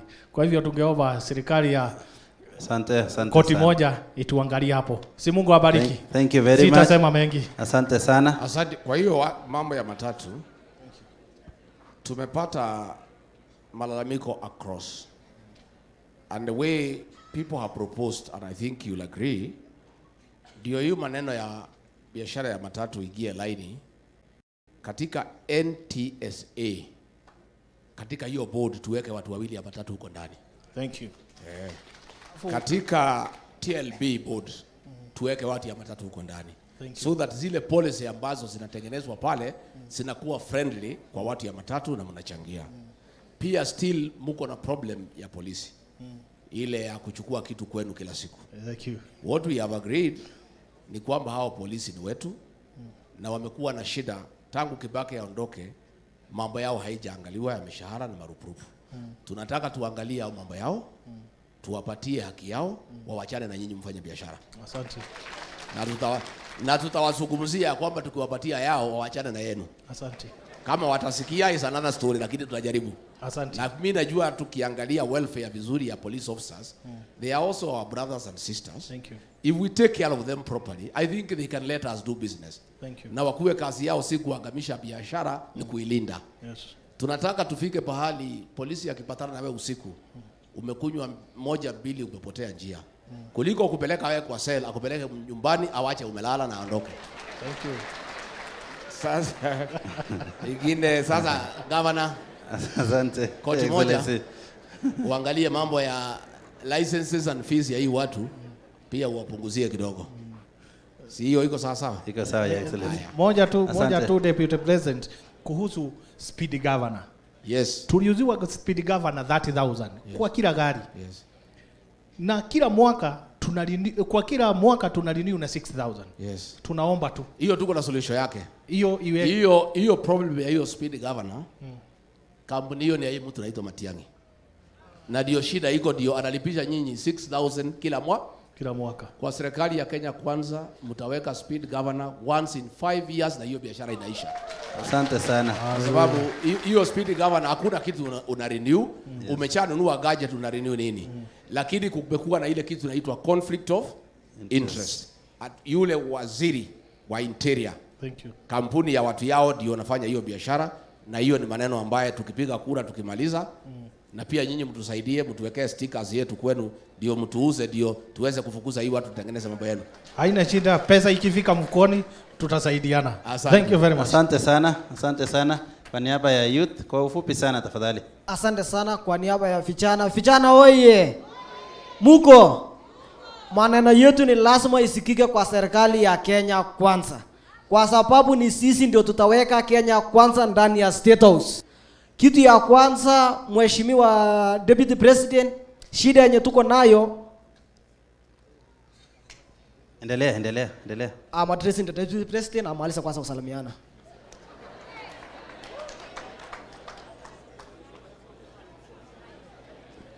Shida yetu kubwa ni kazi. Na tunajua serikali haiwezi katuabsorb sisi kama vijana wote. Kwa sababu vijana wenye wana graduate kwa colleges kila mwaka ni mamilioni. Na serikali haiwezi wakaajiri vijana wote. Sasa kitu yenye tunaomba tu ni empowerment. Kama ni watoto wenye wamemaliza TVET, wale wenye wamesomea mambo na saloon, wawekwe kwa self-help group, wapewe loan, watafute nyumba yao, wapewe equipment ya kufanya kazi kwa salon. Kama ni wale wa carpentry and joinery, wapewe pia loan, watafute equipment yao kwa sababu skills washapata. Kitu yenye wamekosa ni vitu ya kutafutia pesa. Kama ni wale shida nyingine yenye tuko nayo kama vijana ni internship. Mtu una apply kazi unaambiwa ya kwamba unataka 3 years experience. Na mtu umemaliza umegraduate na umekaa tu nyumbani, hakuna pahali penye umepewa nafasi ya kufanyia internship. Hiyo experience utapata wapi? Sasa mimi nataka niombe serikali ya county kwa yale ya mambo ambayo imekuwa developed. Kama ni mambo ya health, kama ni mambo ya ECD, mtu akimaliza tu college apewe nafasi ya internship. Hata mkitupea mshahara 6,000 kwa mwezi hakuna shida. Acha yetu ni experience. Kama ni mambo ya national government, walimu wenye wamegraduate kwa TSC wakimaliza tu immediate leave wapewe internship in our primary schools, ndio apate hiyo experience, ndio akiapply kazi mambo ikue rahisi. Kama kuna kitu kingine Mheshimiwa Deputy President, hapa Kenya mipi kazi ni ngumu. Hawa ambassadors wenye mnatuma nje, wakifika huko nje watutafutie nafasi ya kazi huko nje. Na wakutupatia nafasi ya kazi mtuonee na maneno ya nauli, kama mambo na cleaners, kama mambo na security cards. Ukienda huko Amerika unaweza lipwa 50,000 per month. Shida yako ni nini? Si ni pesa. Na UD imesema kazi nika. So ukipeleka hata Poland kwenda kwa security, shida iko wapi? Si pesa. So kwa hiyo mingi na machache, nilikuwa mambo mingi ya vijana, lakini because of time wacha tu nikati hapo. Mheshimiwa koti moja, kalengi go kwene go kwa bonini ego bonin. Ara anagi gurno gideon, ako boibochini olen tagaron mutai. Konyote bembo ngajarana tebe sudin tago tebe ngolimbo metolin. Ko kalengi go kwene go kwa bonini ego bonin. Pengine go fulu wanenget. Kalendi ko na deputy nengunget, sakwerchige kulkul kole. Sikaron kwa makane rakina siasa bityo. Asante sana na Mungu awabariki. Mungu awabariki. Asante sana. Kijana, we are already in agreement. The Deputy President has already pronounced himself on this matter, and it's actually a policy intervention about the internship program. Ya wale wote ambayo wanatoka universities, wanatoka polytechnic, wanatoka TVETs, wanapata internship so that they can get experience, so that wakienda kutafuta kazi wasiulizwe mambo ya experience. So that one is already being worked on. Mambo ya access to credit tumeongea juu yake, there is 50 billion. Ni kujipanga, mtajipanga vizuri ndio muweze kupata. Tumesema mambo ya housing program ile ilizamishwa na kitendawili itafufuliwa so that we can create 4 million jobs for our young people. So that is on course. Thank you, sir. Thank you, Excellency. Ya mwisho tu because I'm the last speaker. Mimi nataka niwaombe tafadhali watu wa Uasin-Gishu. Kama mnataka hii kitu ya bottom up ipite, tafadhali tuchakue ma MCS wenye wanaelewa mambo ya bottom up. Tuchakue ma MPs wenye wanaelewa mambo na bottom up. Ndio wakifika kwa county assembly watengeneze sheria na policy ambayo inaenda in an na mambo ya bottom up. Lakini tukitoa mambo ya sijui independent sijui nini, wataenda huko na waelewi mambo ya bottom up. Na mambo ya William Ruto na Rigathi Gachagua itakwama. Na mwenye atakwamisha sio mwingine ni wewe. So kama unataka hii mambo yenye tumeongea siku ya leo ifanyike, tafadhali pikia MCA wa bottom up wa Kenya Kwanza, MP wa Kenya Kwanza, Governor wa Kenya Kwanza na obvious President Shopet. Asante sana. Asante sana, asante sana. Wa mwisho ni Okas. Bwana Yesu asifiwe. Kwa majina ni Matthew Kemboy. Mimi ni fanya tulifungua Bwana Mheshimiwa Mandago alitufungulia, akatuambia tufungue kitu inaitwa sako, na tukafungua sako. So tuko na sako 7 ambaye hiyo sako 7 inabeba watu zaidi ya 700, na nilikuwa naangalia hata tumefungiwa tukua mwisho ni shindo watu 700, hiyo ni kura mingi sana.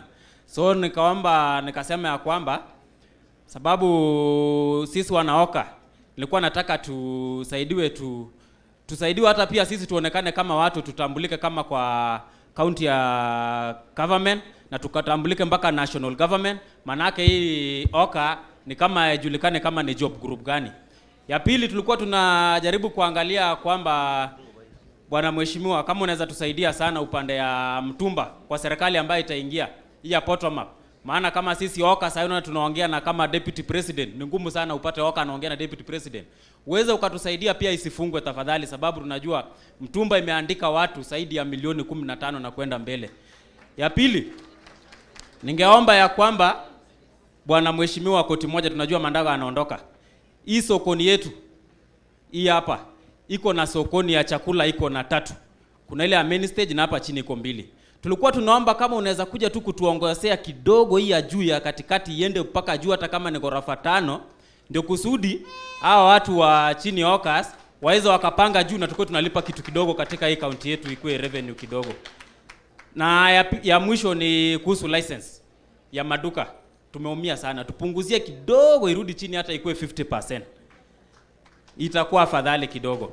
Halafu ya mwisho kabisa, sitapoteza tena wakati.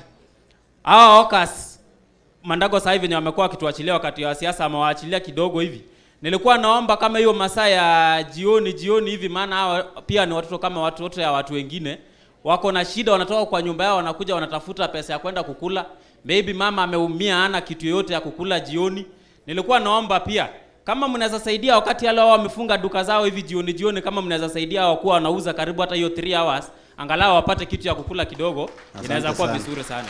Nadhani ni hayo tu. Asante sana. Asante sana. Hakuna bahali Mandago wameenda, si yako tu hapa kwa Senate.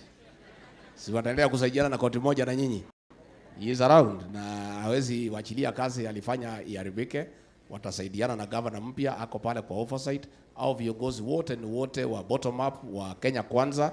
So Mandago is around na ile experience ako nayo atasaidiana na yule anakuja, na sisi zote ni timu moja. Kwa hivyo usikuwe na wasiwasi kwa sababu hakuna pahali anaenda, atakuwa hapa. Na ni kweli tumesema wale mnataka kwenda kwa county assembly mu-apply between today and tomorrow. Kama nyinyi hawkers mmeona mtu ambaye anatosha, mnafikiria anaweza kuwakilisha nyinyi pale, kazi lazima uulize. Huwezi pewa kazi kwako nyumbani, si lazima uulize. Yes. It is there, imekuwa extended up to tomorrow. So mupate nafasi ya kuuliza. Na mkiwa na hizo circles, nyinyi mtakuwa beneficiaries ya hii fund ya 50 billion. Asante. Tungetaka Boshole ujibu mambo ya sport ndio tufunge. Kuna ingine ya rates ya mtumba, kama ungeweza kutusaidia itoke zero, manake imetukula sana.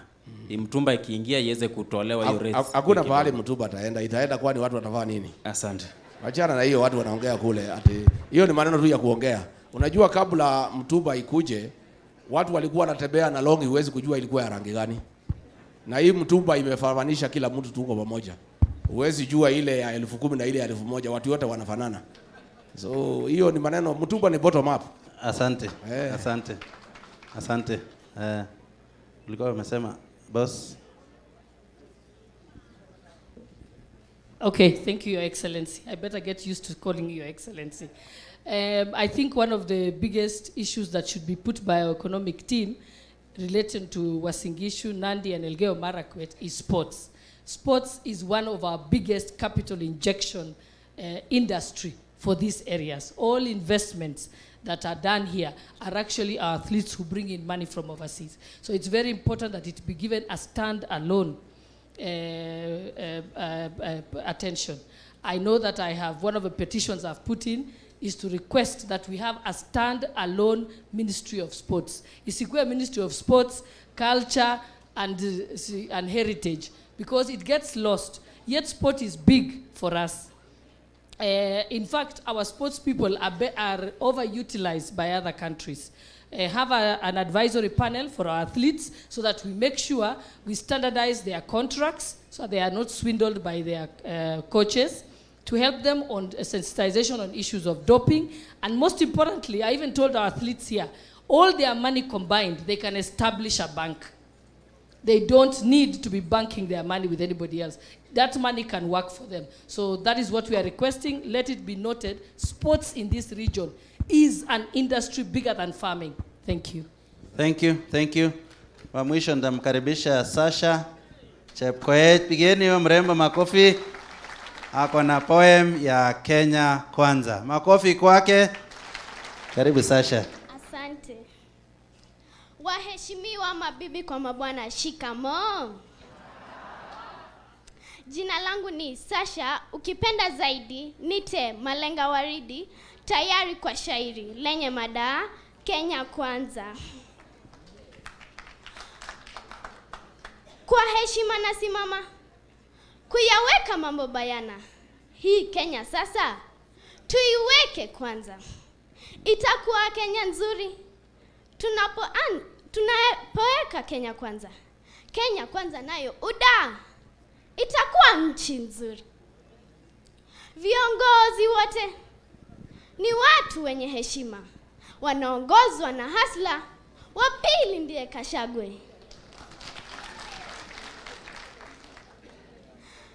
Kwa hii government tosha.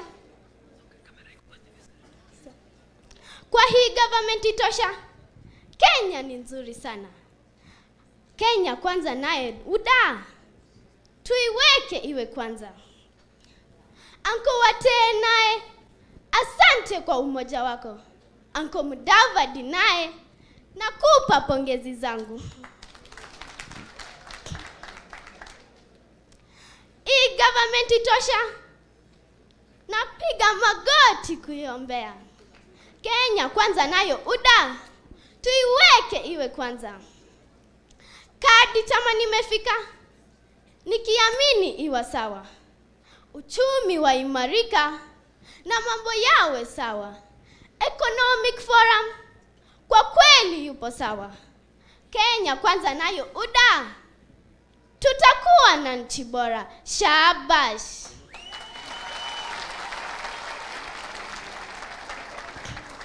Even though I don't have an identity card, but I still support Kenya Kwanza. Thank you. Asante sana. Makofi kwa huyu mrembo. Asante sana Chepkoech.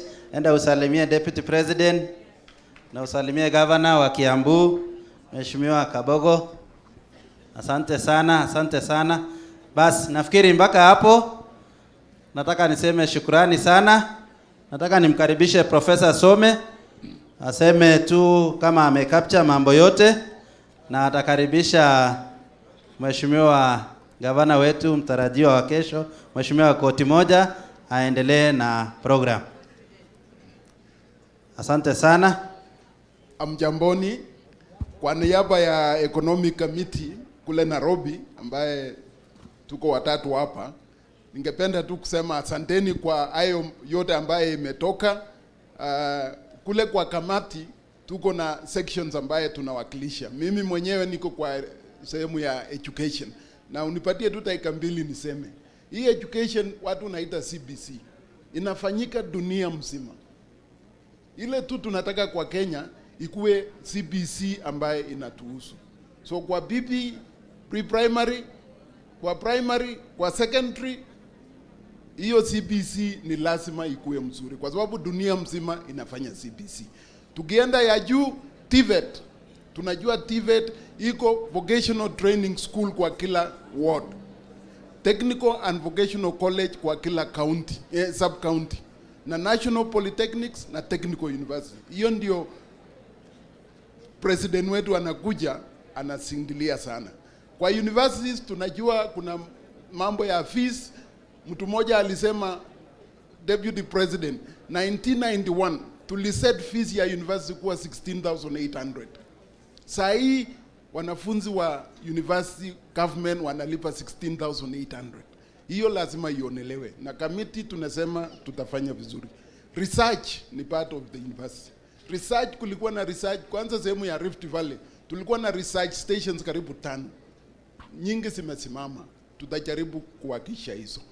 Lakini kwa niaba ya kamati ningependa kutoa namba, mobile number, ambaye kama ukulete maoni, kama una maoni, hata kama umetupatia maoni, jaribu tuma kwa hii mobile number ili tukapcha na tupatie kamati ya Nairobi. Namba ni 0721.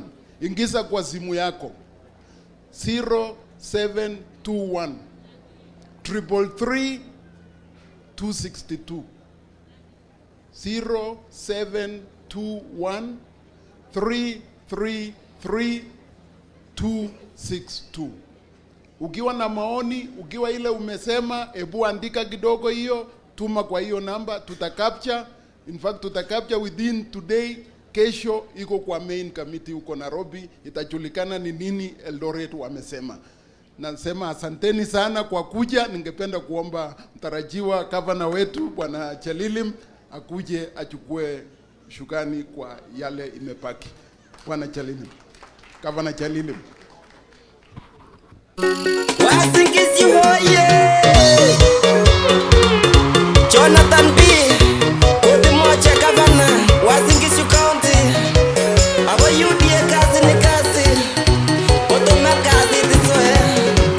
Anaongezi Uasin-Gishu. Anaongezi Uasin-Gishu. Asante sana. Your Excellency the Deputy President, incoming Deputy President, Rigathi RG, Mheshimiwa Kaboko, Your Excellency, Your Excellency Governor Mandago, viongozi wetu wote wa bottom up, waja nichukue nafasi hii na wananchi ambao tumekuja hapa kutoa maoni yetu. Amjambo. Chamge. There are some few things we didn't capture. Waja tu niseme ya cooperatives, mtaangalia kwa nguzo 10, alafu women in leadership. This beautiful lady, anaitwa Veska, angesema kitu. Lakini because of time, let me just introduce all the leaders ya bottom up, alafu tuende mbele. Si namna hiyo? Women in leadership is very good. It is very important. It is imperative. Kwa hivyo because of time, waja tuachilie hapo, tutakutana na hizo mbele. Nataka nionyeshe viongozi wetu wote wa UDA, tuanzie MCS, wale ambao walichakuliwa, nominees, na wale ambao tulikuwa nao kwa race, pia mtakuwa pale. Tusimame wote MCS ambao walikuwa nominees. Tuko hapa kweli? Very good. Wengine ni warefu wanaonekana pale. Huyo ni ndugu yetu Tenai, MCA Cheptiret Kipchamo Ward. Huyu ni ndugu yetu Kebene. Is the tallest MCA I think in Kenya. Huyo pia ni MCA wa Simat Kapseret. Ndugu Kering ni MCA wa Ngeria Ward. Ndugu yetu Natui ni MCA wa Ngenyile. Natui means mwenye ako black duck kama huyo. Alafu ndugu yetu Sawe, ndugu yetu Sawe MCA wa Kamagut UDA. Alafu ndugu yetu Kodi sio Koti, Kodi ni MCA wa Koti moja, MCA wa Ziwa. Asante sana. Tuko na ndugu yetu Lagat MCA wa Kiblombe. Tuko na dada yetu Lucy Ngendo Jomba MCA Uruma. Tuko na ndugu yangu Dan MCA Langas. Tuko na nani mwingine? Tuko na dada wetu Sara Malel MCA Kimumu. Tuko na dada yangu my classmate primary Koreti MCA Kipsomba. Tuko na nani mwingine? Kibet. Haya, Kibet ndio yule MCA Kapsaos. Tuko na MCA yule mwingine Tamogei MCA Soi. Asante sana. Nimesahau nani? Bas, twende kwa wajumbe. Twende kwanza kwa wale walisimama na hawakufika. Pia nao tulifika kwa sababu wenyewe tumefika kwa niaba yenu. All the aspirants who are MCA levels, mameni tuwapatie heshima, tupigie hao makofi. Walijaribu na tukiongozwa na leader wa majority mwenyewe amekuwa leader sasa ya nyumbani, lakini tunasema asanteni sana. Asanteni amukuacha UDA kwenda kwa independence. You are our heroes, tunawashukuru. Karibu Mheshimiwa Murkomen. Haya, tuko na wajumbe ambao walichakuliwa. We have 6 sub-counties, Your Excellency, in Uasin-Gishu County. Na mjumbe wa deputy president who will be the 5th president of Kenya, Mheshimiwa Janet Rotich. Asante sana. Haya, mjumbe mwingine Mheshimiwa David Kiblagat, mjumbe wangu wa Soi. Asante sana, na amekuwa speaker ya County Assembly. Mheshimiwa Professor Phyllis Parta, mjumbe wa Moiben. Mheshimiwa CBA Julius Ruto amekuwa waziri kwa serikali ya Mandago, mjumbe wa Keses. Nani mwingine? Chepkonga, where is my brother Chepkonga? In his absentia, ako? Aya, ametoka kidogo. Mheshimiwa Chepkonga, mjumbe wa Ainapkoi. Sina mnayo? Bas, wale tuliamuka kukua wajumbe. Mheshimiwa, tuko na apology ya Mheshimiwa Sudi mkarabati mwenyewe. Tulikuwa naye tangu jana na hata leo ameondoka asubuhi. Amesema ni wasalamie, huyo ni mbunge wa Kapseret. Bas, tuko sasa na wale waliomba ubunge lakini kamba ikakuwa fupi. Simameni tuwaone. Kwa heshima, you had a very spirited fight and we saw you. Tukianza na ndugu yangu Rono kule Keses. Tukakuwa na ndugu Chebuywa Jonathan kule Kapseret. Tukakuwa sasa na Chemei mwenyewe Barno kule Soi. Na tukakuwa na Maritim kule Tarbo. Thank you very much. Tukakuwa na Dr. Donald. Leo Donald muti ya bottom up. Sijaona kwa kifaa tai kule Moiben. Thank you brother, you had a good fight. Tukakuwa na Mheshimiwa His Excellency Chemno kule Ainapkoi. Nimesahau nani? Tukakuwa na Mheshimiwa James Bet, anaonekana kwa sababu yeye ni ya bottom up pia kule Keses. Alafu kuna mwenye nimesahau because we have to recognize all our leaders. Tukakuwa na yule ndugu yangu anaitwa Barno, Simba moja, lakini Simba ilinyeshewa, next time atafufuka. Waki mwingine bas. Kando na hiyo tuko na women reps. Wale women reps Mwenye alifaulu kwanza ni Mheshimiwa Gladys Boshole, ameondoka kidogo, lakini tunapigia makofi kwa sababu alifaulu kwa UDA. Kuna wenye walipambana na Gladys Boshole, simameni hapa. Very young, powerful, talented ladies. Na hawakuamini vile walishindwa, lakini maneno ni bottom up. Walijaribu sana. Huyu ni Kate wa Kirui. Alijaribu sana na tunashukuru Mungu. Jana alitoa presentation yake, that was beautiful. Mheshimiwa Helen Chepto ni nuru ya county. Lakini kidogo lazima iongezwe mafuta zaidi. Asante sana nuru ya county. Bas, kwa hawa wote tunashukuru. Kuna mwingine nimesahau. Mheshimiwa Chebiji yuko karibu, tuko na apology yake. Nani mwingine? Bas, nafikiri ni hawa. Twende kwa senator kwanza. Gavana ni mkubwa leo. Wale waliomba Senate, mwenye aliabuka mshindi ni Governor Senator elect Mheshimiwa Mandago mwenyewe. Kuna wenye walipambana na Mheshimiwa Mandago, tusimame. Alikuwa na vijana wadogo wadogo, alikimbiza mzee mbaya sana. Huyo ni mtafutaji, anaendelea kutafuta, na governor akikuwa mzee chukulia yeye mara moja. Haya, asante sana mtafutaji. Kuna mwingine mwili kidogo pia, alikuwa anaitwa nani? Mheshimiwa Karuri, wakili. Hako wapi wakili? Bas, labda ametuma apology, pia alijaribu. Nani mwingine? Kulikuwa na mwingine mwili kidogo kama yako? Yes, Maxwell hajafanikiwa kufika hapa. Twende kwa governors.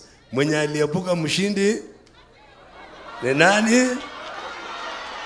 Kwa chama ya UDA, to the glory of God. Sina mna hiyo. Lakini nilikuwa na majamaa kali. Mheshimiwa Deputy President, let them stand. These are very powerful people in UDA. They really invested in our party and they moved around. Tusimame sisi wote tukuja hapa mbele ndio Mheshimiwa Rigathi waone. Alafu tuwaheshimu hawa. Tafadhali kwa heshima. Asante sana. Aya. Bas. Aya, tuanze na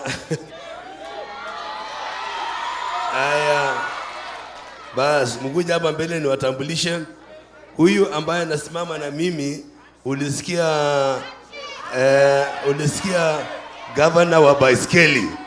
Governor wa baiskeli. Haya, oda kidogo. Tulifanya handshake na governor ya baiskeli. Tunaweza rudia mbele ya watu. Makofi.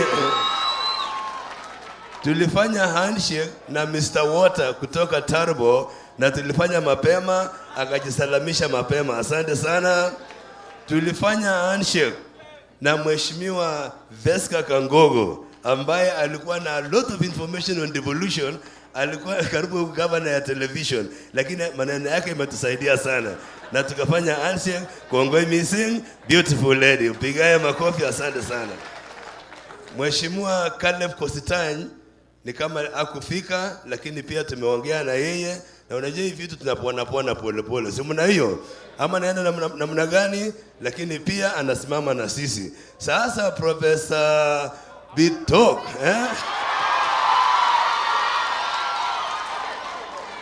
huyu jamaa alikaa sana kweli. The only advantage nilikuwa over this man, nilianza mapema na polisi yangu ilieleka haraka, lakini tukasaidiwa na Mungu tumefika pale. Lakini Professor Bitok ulijaribu. Kabla ya handshake. Handshake Kwa kabla ya handshake, ngoja kidogo. Aya, sawa. Kabla ya handshake, huyu jamaa Mungwana tulisoma naye high school. Lakini nilikuwa mbele yake, niliona tu mtu mdogo na akadisappear, kumbe alienda shule nyingine. Tukakuja fanya kazi na yeye Moi University. Pale kule, alafu tumekuja simama na yeye kwa hii kiti ya ugavana kwa heshima ya naibu ya rais ya 5 mwenye anakuwa mbele ya UDA. Ama namna gani? Mheshimiwa Mandago kuja uongoza sisi, ama nani atatuongoza? Haraka sana. Nitelapkeye anda nyutugu Ire tulwet anansi. Arambe. UDA. Kazi ni kazi. Kazi ni kazi. Sasa kabla ya handshake, unajua sasa tuketi kidogo. Unajua kuna ile inaitwa right of reply. Ama namna gani? Hata hapa imekuwa chini kidogo, sasa kujeni hapa juu. Wapande hapa juu. Wakuja hapa juu.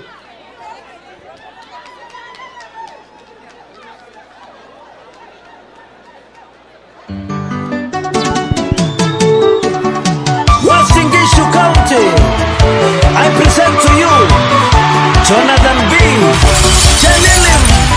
Jelilim, Governor Jelilim, koti moja, Governor na. Bas. Nafikiri sasa kwa sababu tunaelekea kutamatisha, tafadhali tusikize kidogo.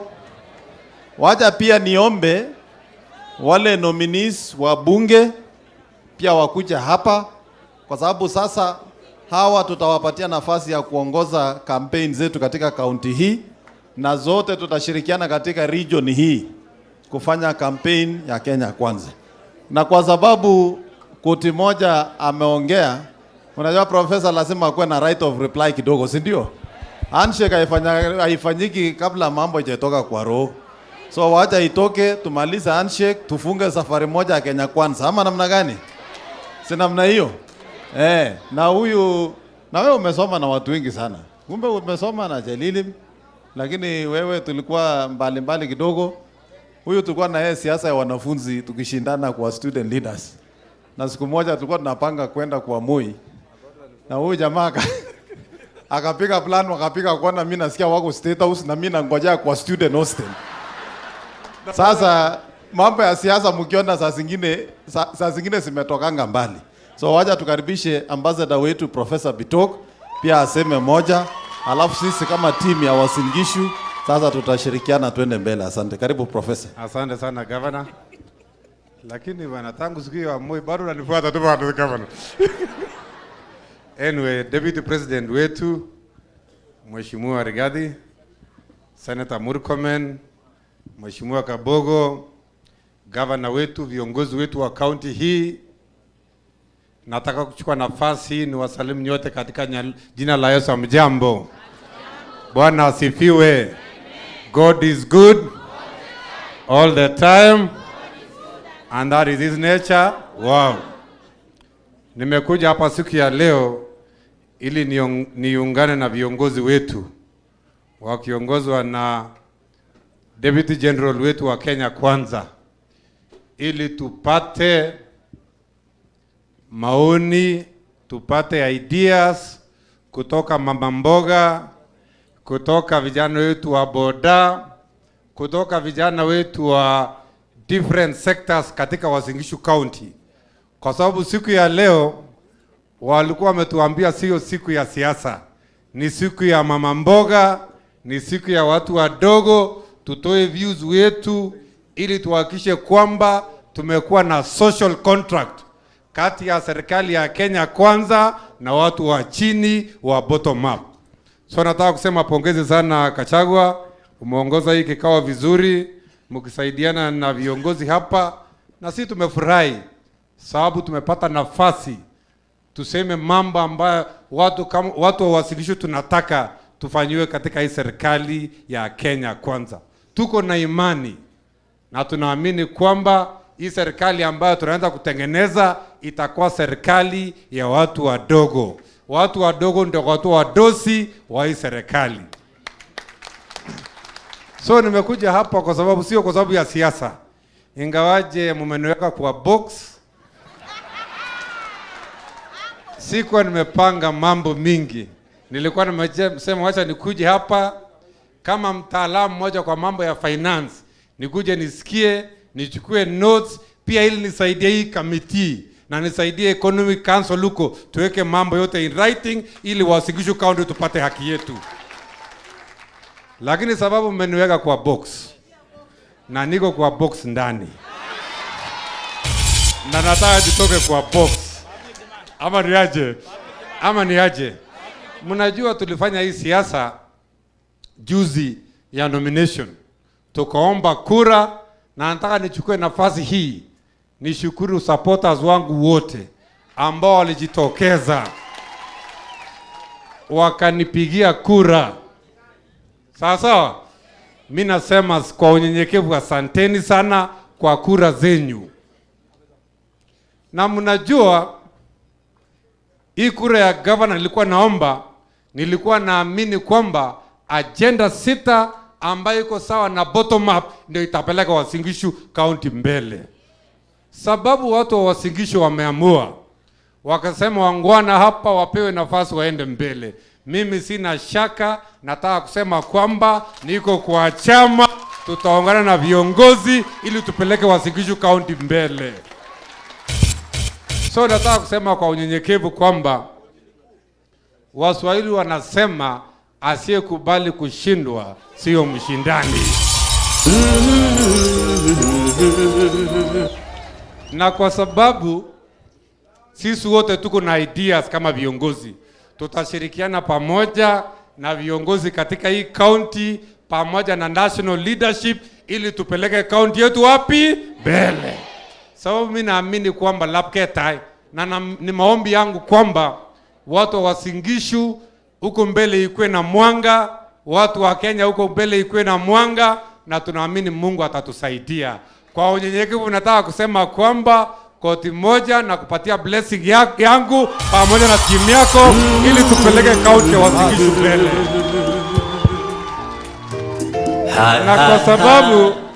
Na kwa sababu Mandago amekuwa, nataka tu niombe hivi, kwa sababu hii imekuwa national event, nataka kwamba Deputy President wetu akuje hapa. Ama niaje? Pamoja na Senator Murkomen. Sawa. Bas. Alafu wale mimi materiano, kwa lazima gumi materiano mini. Hata oroni materiano mini. Aja mimi materiano mini. Very good. Haya, karibu Deputy President, sijui kama Murkomen uko na jambo. Murkomen kuja hapa. Nawapatia nafasi ya kuongea.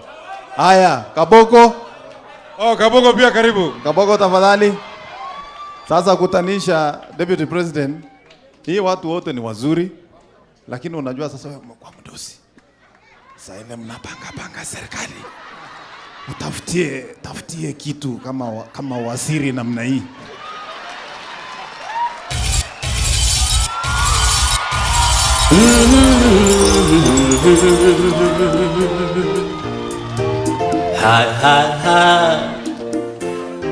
Tumeuona mkono wake Bwana.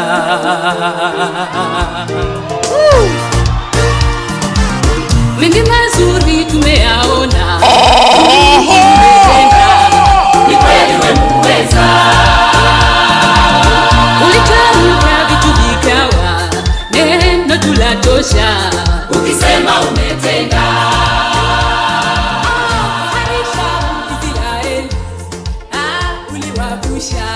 Kawatoa utumwani. Watumishi wako umewapa yote waombayo. Ikiwa umependa. Thank you very much. Kwa hivyo asanteni sana. Mimi sasa nataka kuwaomba mtarudi kwa viti. Naomba sasa turudi kwa viti kwa dakika moja. Mumeonaje hapo? Iko sawa ama iko sawa? Si iko sawa? Sasa nyinyi masapota. Wala mjakuja handshake hapa, mufanyie handshake yenu hapo nje. Na mukishindwa mutafute tienwogik ab Kalasunet number 51 stanza number 3. Kisip koro Jehova eng bara. Kojo bore nebo nyoe. Malizia hapo na muendelee na Roho Mtakatifu. Kwa nafasi hii sasa wacha nikaribishe Senator Elgeyo Marakwet Mheshimiwa Kipchumba Murkomen aseme moja, alafu nikaribishe party leader wajibebe, rafiki yangu Mheshimiwa Kabogo ambaye alikuwa governor wa Kiambu pia aseme, alafu tukaribishe Mheshimiwa Gachagua. Mheshimiwa Rigathi Gachagua, our deputy captain wa Kenya Kwanza, Mheshimiwa Kabogo ambaye ni party leader wa Tujibebe wa Kenya, na Mheshimiwa Mandago governor wetu, na governor incoming Chelilim, viongozi wenzangu wote wako hapa, wazee, vijana, wamama, watu wa Uasin-Gishu, amjambo. Amjambo tena. Leo hatukukuja kufanya siasa, leo tulikuwa kuja kujenga uchumi. Na nimeketi hapa kwa muda fupi yenye nilikuwa hapa, nimesikia very weighty presentations yenye imetoka every level of the society kwa hapa Uasin-Gishu, kutoka mama mboga, kutoka rafiki yangu ule mechanic, kutoka jirani yangu George mashambani, kutoka hii watu wote farmers na everybody here. Nimeona fantastic presentations. Niko hapa kwa mambo mawili. Ya kwanza, nimekuja hapa kama mtu ya mkono ya timu ya Kenya Kwanza pamoja na deputy captain wetu Bwana Rigathi Gachagua. Lakini ya pili, nimekuja benchmarking. Ndio Ijumaa wakati tunafanya our economic forum kwa Iten, kuna maneno nimejifunza hapa jinsi ya kuunda hiyo economic forum. So Uasin-Gishu being our headquarters in the North Rift, you have done us great. And I want to tell incoming governor and the outgoing governor, the senator will be doing for him some orientation in Nairobi, that you have done exceptionally well, Governor Mandago. You were given a very short notice for 2 days, but you managed to mobilize these people and put together a team that represents the whole sphere of the array of society in this very important Uasin-Gishu County. Your Excellency Gachagua, in God willing, our Deputy President in less than 75 days, I want to thank you for leading this process and providing leadership.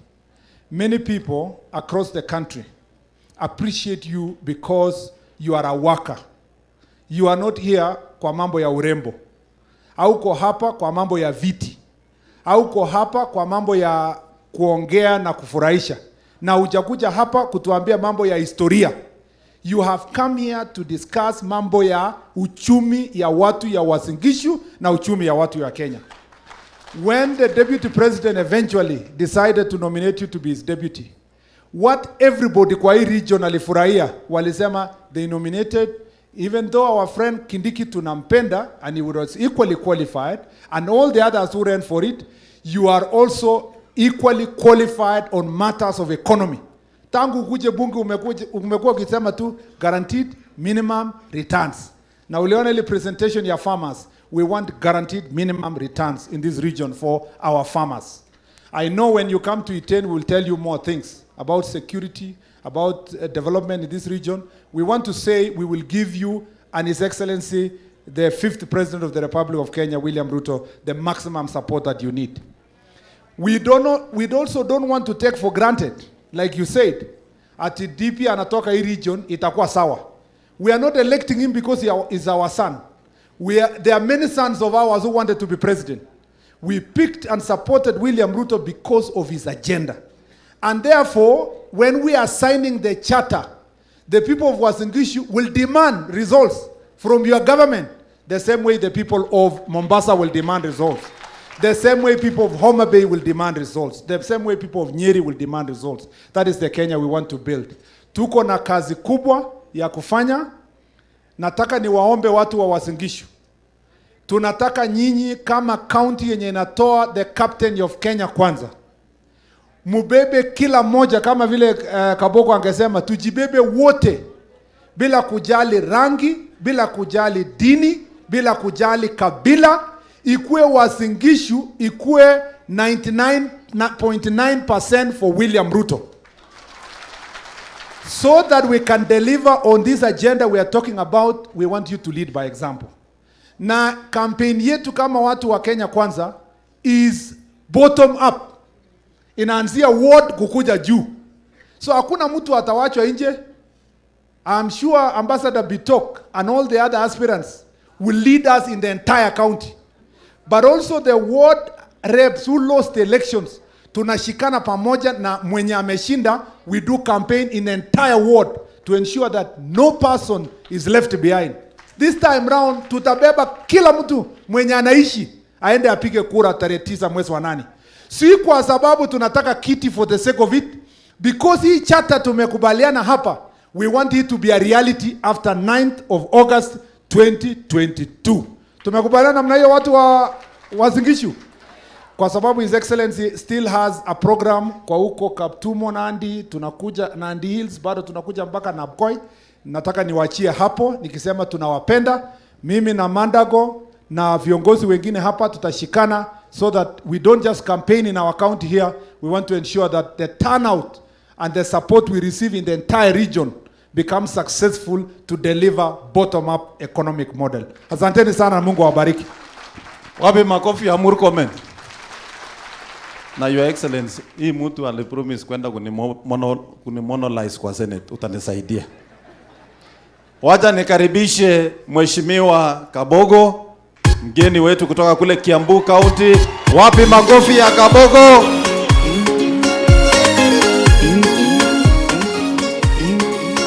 Hello. Ala, mnisalimie vizuri bwana. Chamuge. Muriega. Ona ciathira kara tuliokuo. Nyinyi ni watu wazuri, sisi tunawapenda bwana. Mheshimiwa Naibu wa Rais mtarajiwa na viongozi wote walio hapa, itifaki zote zikiheshimika. Mimi nashukuru nimekuja kushuhudia kama nyinyi mnafanya vile tunafanya kwetu. Na nimeona shida tuko nazo kwetu ndio shida hizo mko nazo hapa. Na wakati nimeketi pale, Your Excellency, nimefanya Google mambo ya riches wealth ya Kenya. Na nikaona kwa kushangaa 0.1% of our population, kwa numbers 4,700 people, uchumi ya Kenya yote, tajiri yote ya Kenya iko kwa mikono ya 4,700 people against the rest of the communities. Sisi kama tunaelewana, ni kusema 4,700 people wako na pesa mingi kuliko 44.5 million people. Sijui kama mnaona hiyo hatari. Ati nikija Uasin-Gishu nitake kwenda airport nisimame mahali, lazima vijana waniulize, wewe utatuacha aje?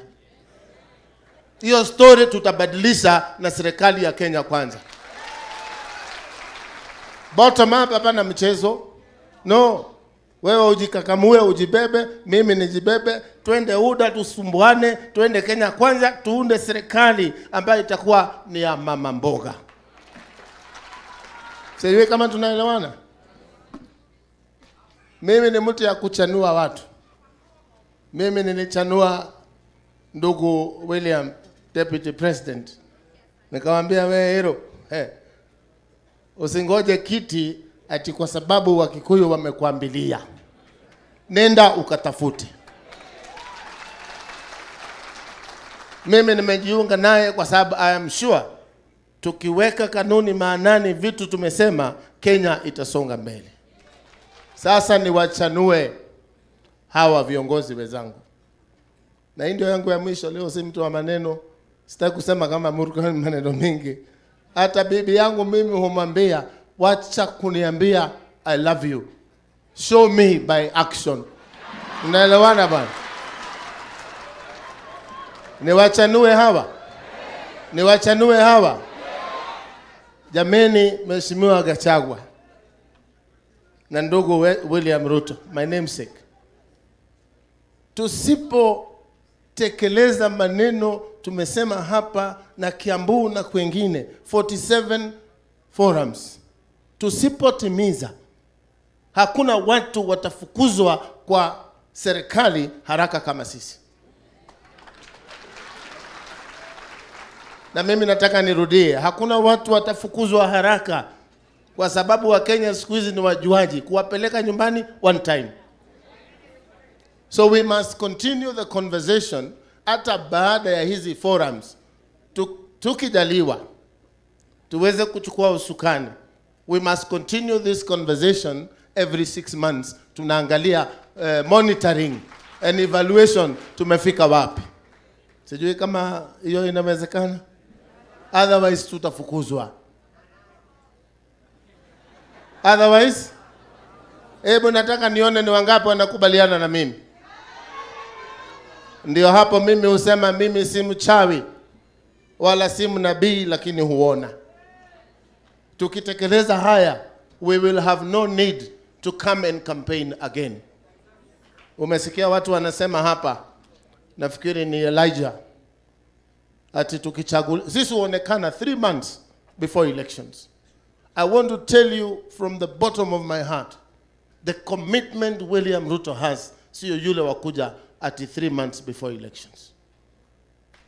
William Ruto will be with you from day 1 all the way to the end of 5 years. Na akituangusha basi atufanye vile anafanywa, na yeye atapandwa hivyo hivyo baadaye. Kama tunaelewana? Tunaelewana? Harambee! Harambee! Ongeza jibebe, harambee! Asante na Mungu awabariki. Thank you very much indeed. Mimi nimekuja na huyu ndugu huyu kwa sababu siasa ni siasa Wengi wanasema pana Gachagua hapendeki na watu ya. Mimi ni mtu wapi? Mimi ni mtu ya Kiambu. And I have come with you, sir. Mimi nakuunga mkono. Kitu mtachunga watu wa Uasin-Gishu, tusije tukatoa kura percentage ikazidi yenu. Hello. Mchunge kwa sababu sisi tunaona mwangaza pale mbele. Tutapatia William Ruto kura mingi. Mchunge nyinyi. Kwa sababu keki kiwekwa juu ya meza tuanze kugawa, mwanze kulialia. Asanteni, we love you all. Sijui kama asante. Thank you. Wapi makofi ya Kawoko?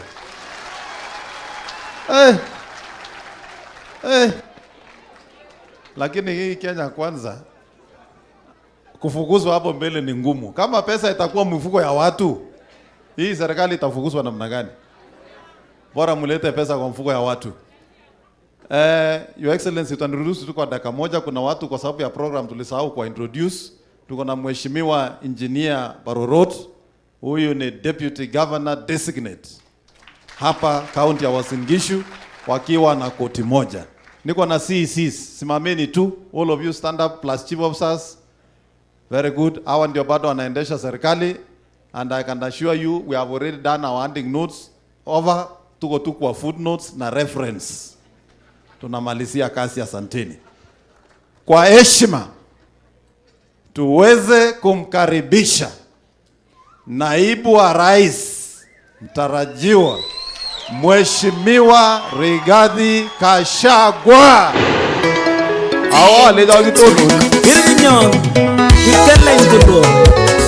This one is for you. Ango. Producer Dangi on fire.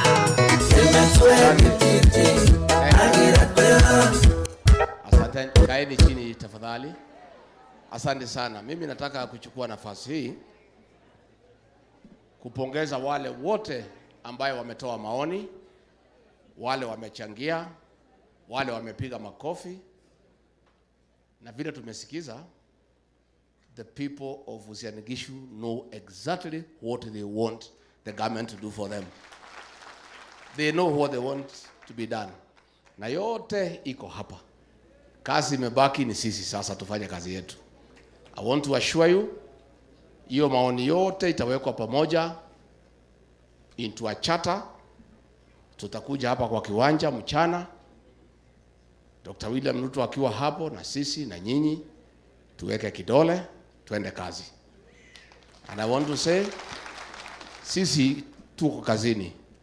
Tumeanza kazi tayari hata kabla kuchaguliwa. Na mimi nilipewa kazi ya kupanga uchumi, ndio kazi mimi nafanya. Nataka kumwambia ile watu ya Harambee House wawachane na mimi nifanye kazi ya kupanga uchumi. Sababu nikienda pahali niseme tutapanga namna hii, wanachukua matamushi kidogo wanapindua. Jana nimesema hii Kenya vile William Ruto na sisi tunataka kupanga ni tuanze biashara ya kila mtu, ndio hao watu wako chini walipe kodi hata nyingi kuliko Safaricom, kwa sababu inawezekana. Sasa wanapindua kusema tumesema tutafunga Safaricom.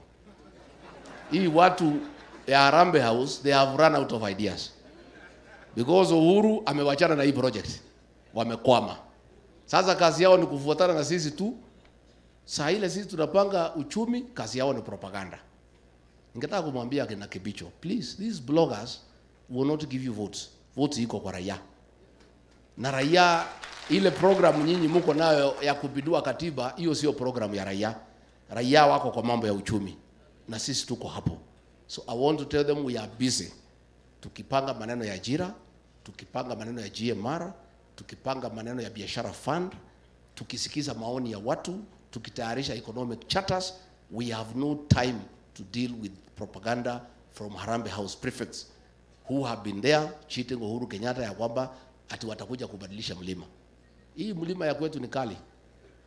Hii mzee ya kuzimia amejaribu kupanda hiyo mlima, ameumia. The last time alikuwa huko aliigiza baridi ikaenda kutolewa Dubai. Hiyo mlima William Ruto alikuja 9 years ago, ako pale juu. Pale anakaa pale kwa mlima. Na akikaa pale anaangalia from a vantage point. Ameelewana na watu ya mlima, kwa sababu watu ya mlima wanataka pesa, wanataka maisha ibadilike, na wamemwamini. And it's for that reason Mheshimiwa Kaboko has said, if you people are not careful, from what I hear kule kwetu, tutashinda nyinyi kwa kura. If you are not careful pale, because pale imeingiana. Huyu jamaa ameeleza mambo ya pesa nini, watu wameshika. Amekuja amechukua Gachagua mtu ya pesa, wamesema hii combination hii. Hapa ndio tutapona. Sasa pale mpango imepangwa, imekamilika. Pale vijana wanasema mtunulie filimbi na fufuzera ya kuamsha watu saa 10, tuende tuchague William Ruto tupate pesa. Sasa nyinyi watu ya Uasin-Gishu mkelete mchezo, it's up to you. And you know we have discussed with the Deputy President. Hii serikali itaweka kwa meza na itagawa na kura. Itagawa na nini? The number of votes will determine your share in the government. Na sisi pale tukiwa na kula milioni 7 tumejipanga. It's up to you. I leave it to you. You are intelligent people. Vile nimemsikiza hapa, you know what you are doing. But it is not done until it is done. Ningetaka kuchukua nafasi hii niseme, hiyo maneno yote mmesema tutalete chata na iko sawa. Bele iko sawa. Ile maneno mmesema watu ya Uasin-Gishu muko mbele kama mfuko ya shati. You are okay. The things you want are doable. The people to do it are there. So there is no problem. It only remains you to confirm the people to do it. Mtupatie barua ya kufanya hiyo kazi ya kubadilisha uchumi. Tariki 9 mwezi wa 8. Ya pili, nichukue nafasi hii nikiwa hapa Uasin-Gishu. We had problems katika hii county and Rift Valley.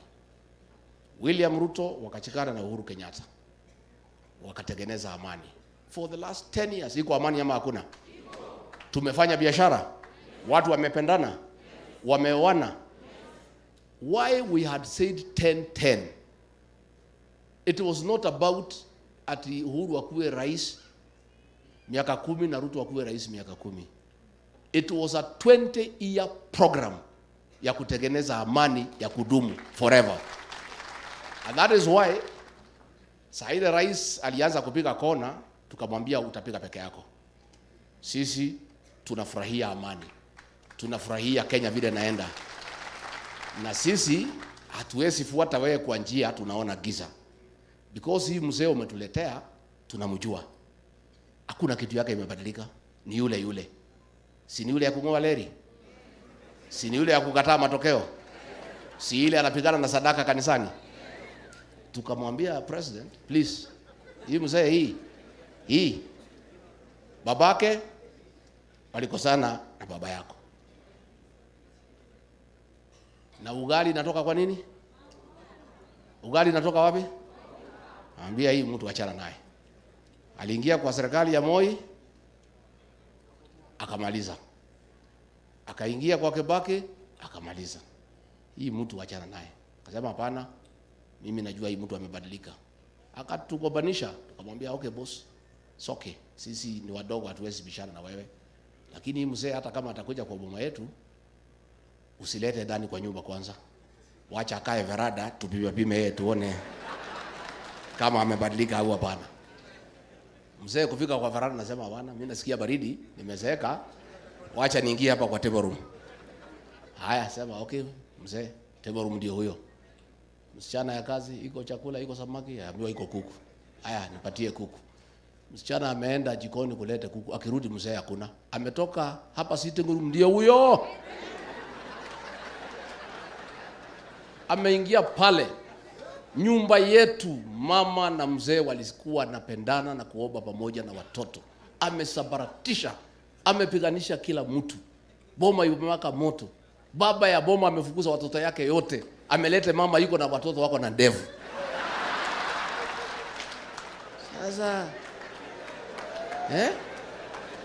Sasa watoto wamekuja na mama yao, walizaliwa huko nje, wako na ndevu, wanataka kugawa shamba. Wanataka kugawa mali. Hata pesa iko kwa account wanataka. Na watoto wa mzee wanaambiwa wafanye nini? Sisi pale kwa mlima tukasema hapana. Sisi ni Wakristo, sisi ni wangwana. Na sisi jamii yetu ni watu ya heshima. Sisi hatutasaliti yule ambaye alisimama na sisi. Na sasa, and that is our stand. Sasa kuna hii mjumbe alikuwa ya Molo anaitwa Jenga Mungai. Anatoka radio station hii, anaingia TV hii. Anaingia hii kuchochea Wakikuyu. Hii Kenya Kwanza ikichukua serikali mtafukuzwa. Sijui nini inaweza. Wacha niambie Jenga Mungai, wajinga waliisha Kenya. And the peace in the Rift Valley and Kenya that was initiated by Uhuru Kenyatta and William Ruto will continue in the government of William Ruto and Rigathi Gachagua. Na watu wataendelea kufanya biashara irrespective of the outcome of the elections. And this peace imeingianwa na raia. It has nothing to do with the leaders now. Ile covenant ya Nakuru was not between Uhuru Kenyatta and William Ruto. It was a covenant between Kenyans. Na ndio imesimama. Na itaendelea kusimama. Na itaendelea kusimama. Kwa hivyo wewe Jenga Mungai, unajua alizoea kukitokea shida Nakuru, anaingia maofisi kutafuta pesa ya kununulia watu blanketi na nini. Sasa ni watu kukiwa na amani, they are not settled. Because wamezoea kuwe na furugu ndio waingie kwa nini? Hata jana nimemuona hapo kwa radio anaingia Kameme, anatoka anaingia Inoro kuchochea watu. Ado ito mwego huko? Mwego huko? Mori atiriri. Ni muikarite na thayo kundu guku? Ni murathukuma? Andu aria mwakorire guku ithi mutirendana nao? Muthaitha kaitu thure thirikari ino ya Ruto na Gachagua, maundu manyu ni mega. Na muno makwagira mwina thayo mucoke mwikire kindu ki mugikorwo na thayo na kindu muhuko wi kindu kigi murenda ande mwire atiriri ndi hau ri maundu manyu ndiramarora ta iria ririko ande mwire maundu manyu makahitana ndi bavu na ndingigakorwo ndi bavu njirwo ni marahitana mangauma na thabuni. Nituraiguithania mutigathikiririe ndeto cia tukutuku na cia maheni. Muikaraga kundu kuriku? Muikare wega na andu muturaga nao. Mundu ndakaume na kuu na ndaikaraga guku amurehe ndeto cia nginyanirio ndeto itari na kuria ire. Na mungikorwo mutari andu ogi mungithikiriria ndeto cia mundu utari wa kundu kuriku? Inyue muikaraga guku na mugaikara wega. Na ndauka guku koraga mukenete. Muthie na mbere na guikara na thayo na wendo.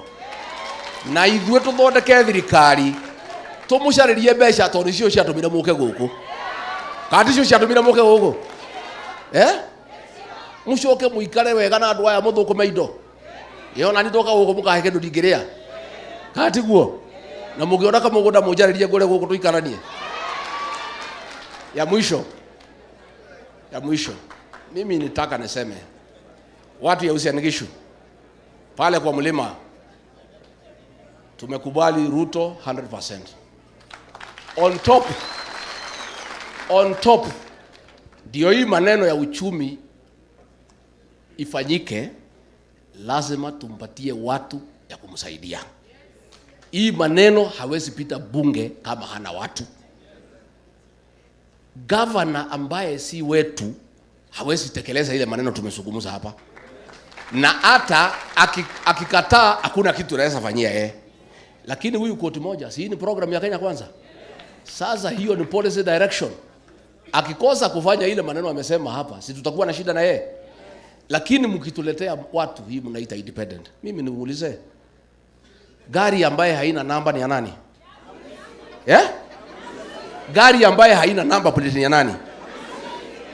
Sasa wewe ukienda uchague mtu anaitwa independent, akikosa kufanya vile mliagana, ataulizwa na nani? Ataulizwa na nani? Mtu ya independent hana program yake, hana policy yake. Sisi tuko hapa na policy ya uchumi ya Kenya Kwanza. Hiyo maneno mnasema mnataka mfanyiwe, governor yako hapa amesema atafanya. Mkirudi mpatie kura yule hayuko hapa, hamuna mkataba na yeye, si mtakuwa ni watu wamjui pale mnaenda? Pale kwetu hiyo maneno ya independent tumekataa. So tukisikia nyinyi mnaleta mchezo watu ya Uasin-Gishu, tutasikia vibaya. Tuulize, kwani mnachukua sisi ni wafala? Sisi tumekubali William Ruto, tumekubali kumpatia watu yake. Pahali anatoka tusikie mnaleta Kiswahili. Nyinyi mtakuwa ni watu ya aina gani? Sisi si wajinga. Si werevu sana, lakini si wajinga. Tuko hapo 50%. Tumeona ndio hii program ya uchumi ifaulu. Ni 1, tuchague William Ruto. Number 2, tumpatie watu ya laini yake wale wanaelewana. So I want to request you, hawa candidates walishida na UDA msiwasumbue. Ndio kama huyu governor Madago, mchague kuwa senator, munipatie niende kuzunguka naye Kenya, tukatafute kula ya urais. Lakini akishinda hapa anazunguka, atatusaidia saa ngapi? Huyu Murkomen anatusaidia huko Nairobi. If the people of Elgeyo Marakwet waambie Kipchumba arudi hapo, atuwasubuane na mtu ya independent, ile kazi tunafanya na yeye kwa radio, kwa TV na Kenya, atafanya saa ngapi? Na hii kiti haijapatikana, si tunatafuta. Every vote counts. Lazima tuzunguke Kenya, tuongeze hizi kura, kwa sababu tunataka hii kitendawili tushide na 70%, ndio asikatae matokeo, asijiapishe, asifanye maandamano na asilazimishe handshake. Ama mnataka handshake nyingine? The only way to make sure that this man hakatai matokeo, hafanyi maandamano, hajiapishi, haulizi handshake, ni kuweka yeye kwa wheelbarrow express mpaka Bondo na 70%. Watu ya Uasin-Gishu tumekubaliana? Mtawacha hii maneno ya independent? Hiyo watu wakuja tuwapange mbele, kwa sababu hii serikali ni kubwa. Wasisumbue siasa ya hapa nyumbani kwa mkubwa. Let this place be an example to the rest of Kenya. Because if the people of Nyeri have made a decision that because Rigathi Gachagua ako pale hawataki kumsumbua, kumwekea watu ya independent na nini ndio asunguke Kenya, how come the people of Uasin-Gishu where William Ruto comes from wanaleta mchezo? Itakuwa hiyo ni mambo gani watu ya Uasin-Gishu? Tafadhali Na mimi vile Madago ameniuliza, mimi kwa serikali ya William Ruto, because atakuwa president, hatakuwa mtu hapa kwenu nyumbani, I will be the guarantor ya ile maneno mtasikizana na yeye.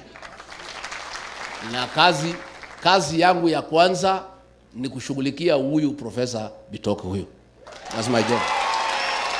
Kwa sababu mimi naona mlipenda yeye. Na pia ako na akili. Na ako na maono. Kwa hivyo situpange kwa serikali kubwa. Kuje pale. Kuje, so huyu leo hiyo maneno mimi ni mtu chap chap. Hiyo maneno nitamaliza leo. So huyu wewe Bitoke sasa, na wewe ujue lazima you invest kwa hiyo serikali, lazima ipatikane. Si lazima ipatikane? Ndio tukupange kazi, lazima ipatikane. So wewe anza campaign ya koti moja, ya Madago, ya William Ruto, ya Gachagua, alafu serikali ipatikane, tukupange. Mimi sitaki kupita kutoka hapo. Adwa itoro mwigura ndamwira. Ni mwaigwa? Na tumekubaliana na William Ruto. Nyinyi watu mlitoka mlimani mkakaa hapa ni watu wazuri. Tumesema hata nyinyi mtu mmoja kutoka hapa Uasin-Gishu tutapatia nominated MP akuja National Assembly. Na huyu koti moja pia tumesikizana. Waziri wa biashara upatie hii watu ya biashara wafanye. Ndio achunge mambo. Tumesikizana mambo ya MCAs. Pia mjumlishwe pale because we are one house. Sio iko sawa sawa? Ndira mwariria kadi ndira mwariria. Ndira mwariria. Nuona ndirajirie wira wako mwariria ni ndira heo giti. Ni maundu manyu ni mega. Na inyume ni mutigake ngoithie. Ni mukugoithia. Ni mukugoithia andu aitu. Ona inyume mukeja ke hanini andu ama hegete yo. Ingiona kiona ni na thauti kidogo. Nigetha tunyitithanie kura ici, tuthure Ruto, tuthure koti moja, tuthure governor, tuthure ma MP, tuthure ma MCA, tukorwo twe kindu kimwe tunyitane ta thimiti, nigetha tuthie rugendo rumwe, nigetha indo cianjia guka ciuka ciria cia nduke othe. Hau ni hega? Hau ni hega? Watu ya Uasin-Gishu nisalimie William Ruto tukipatana. Nimsalimie. Nimwambie mnampenda. Kura mumemwekea. Mambo ya watu ya independent mmewachana nayo. Mtapiga yote kutoka juu mpaka chini. Na mtajitokeza. Hii kura ya mwaka huu ni voter turnout. This election is about voter turnout. Pale kwetu tumepanga. Tutakuwa na mtu mpaka kwa kiingilio ya polling station na list. Tukiona mtu hajapiga, boda inaenda na mchukua, anakuja anapiga kura.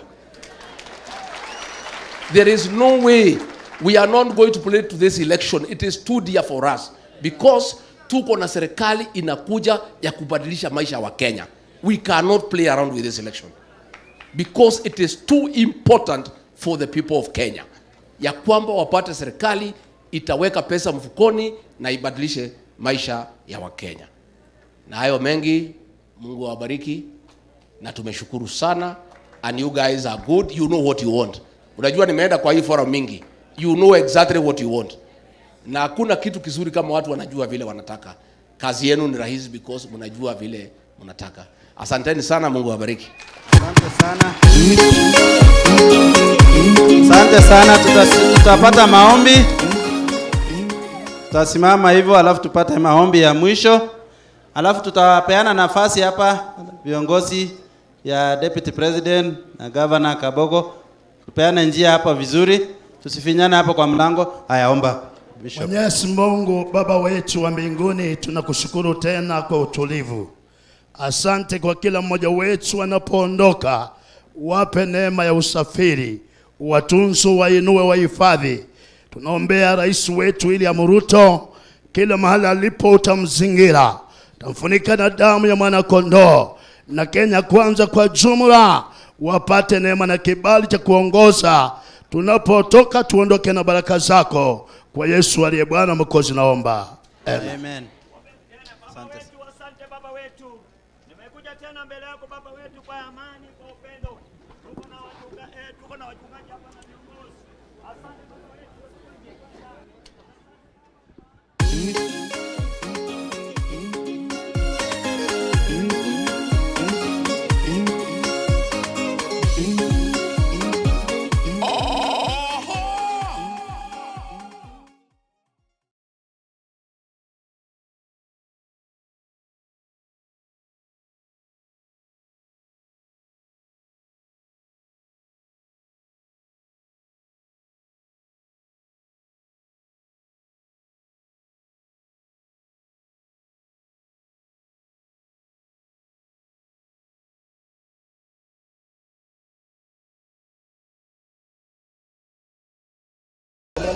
Sanitary. Chamgeni. Na wewe uko na yeye ndio? Mambo ni UDA. Ya mwisho wacha niulize. Sangwe kwa hapa, piga makofi. Mimi pale. Kwa asante sana. Mimi nauliza swali moja. Wewe panda pale waone. Wewe jamaa hapo sawa? Hapo sawa? Asante sana. Iko mwingine? Mzee hapo sawa? Huyo mzee yangu hapo sawa sawa? Mtachuka mambo yake? Mtachuka mambo hii mzee? Asante sana. Sasa mimi nauliza swali moja. Sisi pale kwa mlima tumepanga mapema. Nyinyi mnajua hii harusi ya William Ruto ni ya tarehe ngapi? Kura ni ya tarehe ngapi? Tarehe ngapi? Mwezi gani? Saa ngapi? Saa ngapi? Sisi pale sisi tumejipanga saa 10. Kuamuka ni saa 8. Vijana yote tutanulia filimbi na fufusera ya kuamusha sisi. Watu wamushe saa 8, saa 9 tukue kwa laini. Ikifika saa 5 tukue tumemaliza hiyo maneno, tuende kungoja kwa TV. Nyinyi mko tayari? Wangapi wataamuka mapema kupigia William Samoei Ruto? Na tumekubaliana mambo ya UDA. Tumekubaliana. Mimi nataka kuona wale watu wamesema viti yote kutoka juu mpaka chini ni ya chama cha UDA. Mnionyeshe kwa mkono. Nimefurahia sana watu ya NHIF, tuko na viongozi wengi na tugali tuko na mikutano mingine 3. Wapi? Wacha tuanze na huyu mheshimiwa, si ndio?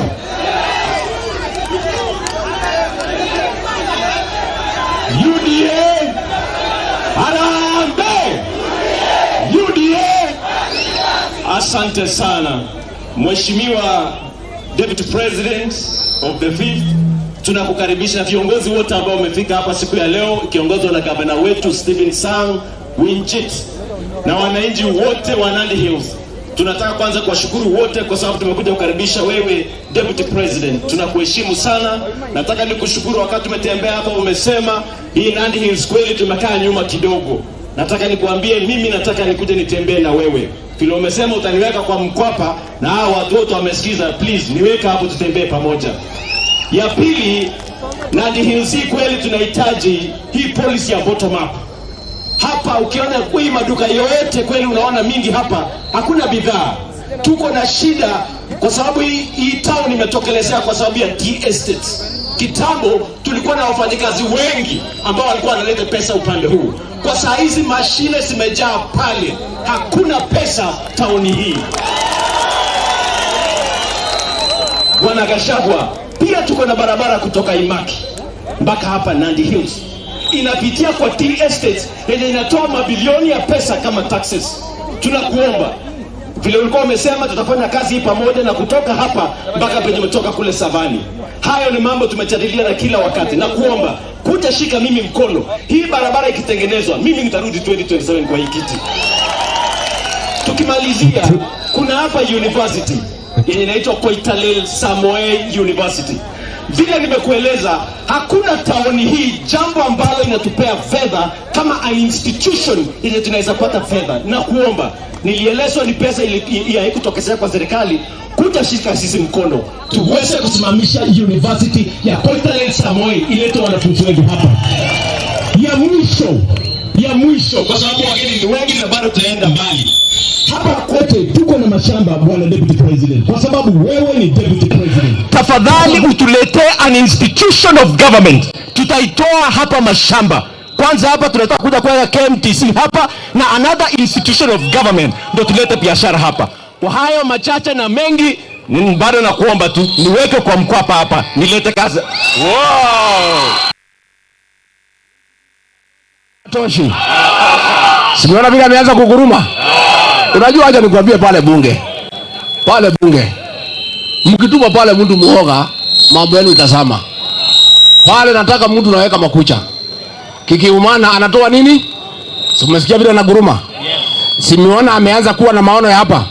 Mngepatia hii kijana akuje bunge? Yes. Huyu mtanipatia? Yeah. Wangapi wanasema huyu atakuwa mjumbe ya NHIF? Haya tu hapa na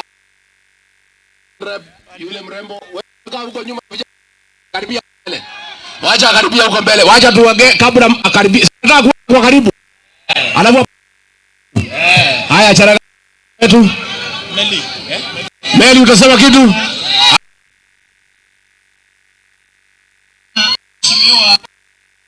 Wapi kuna hiyo?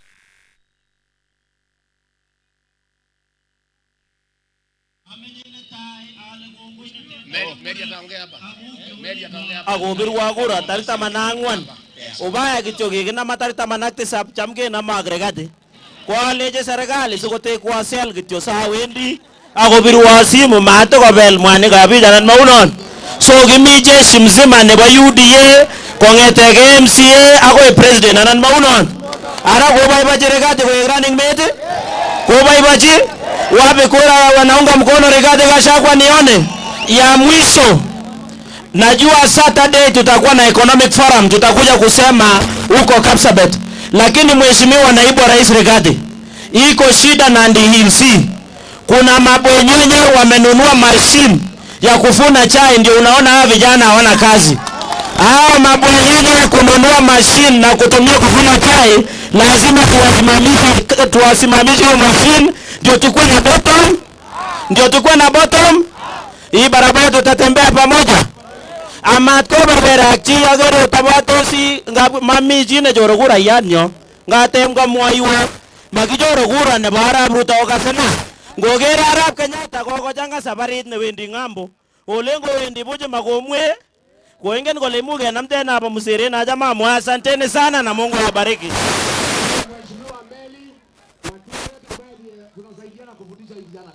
Bas Nandili oye. Nandili smuko.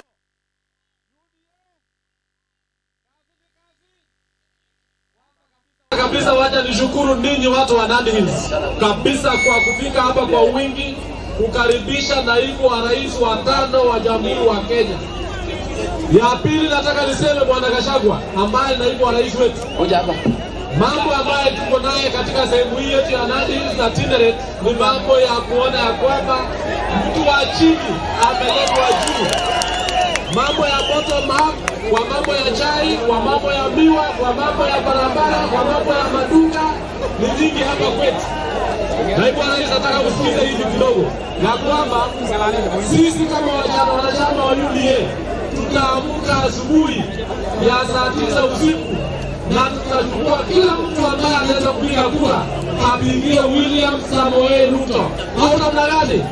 Wacha nione kura ya Ruto hapa. Kura ya UDA. Asanteni sana. Haya, simu yetu wako hapa. Mumeangalia vizuri? Mnataka namba ya simu? Haya, andika 0722 71 3462. Mumeandika? Haya, wacha msalimie. Watu wa Nandi Hills oye! Wamama oye! Wavijana oye! Aya, niko na neno moja tu la kusema. La kwanza ni kusema asante sana kwa kunipatia nafasi nikuwe mama kaunti wenu. Ya pili, vile His Excellency Rigathi Gachagua amesema ya kwamba ile salary 800 ya kwanza itakuja hapa ground, inaenda kwa vijana, tufungue biashara. Hiyo ingine ya nambari ya simu, simu najua hii mtu ni ya nane. Simu najua hii mtu ni ya nane. Simu tajana kaa nyinyi basi. Asante sana, niko na neno moja tu. Hii ni zone ya UDA na tunataka kuambia wale watu wa Azimio, wale wa kuzimia. Unajua juzi wamekosa agenda. Wanaanza kutuambia iko mama moja sijui wapi. Nataka kusema neno moja hapa. Hapa Nandi County, mahasla, mama kina mama mboga na kina mama wote wameamua kusimama na hasla ambaye yako na agenda ya mama mboga wote Kenya na kutupatia positions za CS pale national government, kumbe ya kina mama. Watu wa Nandi Hills mnasemaje? Ole jikao bila suti? Bila suti? Wata unaje mtiko nyole? Ajamanga mamigo masin, Mungu awabariki. Mnataka kusikia MCA wa area hii? Wewe panda hapo. Inua haya hapo juu. Panda hapo juu.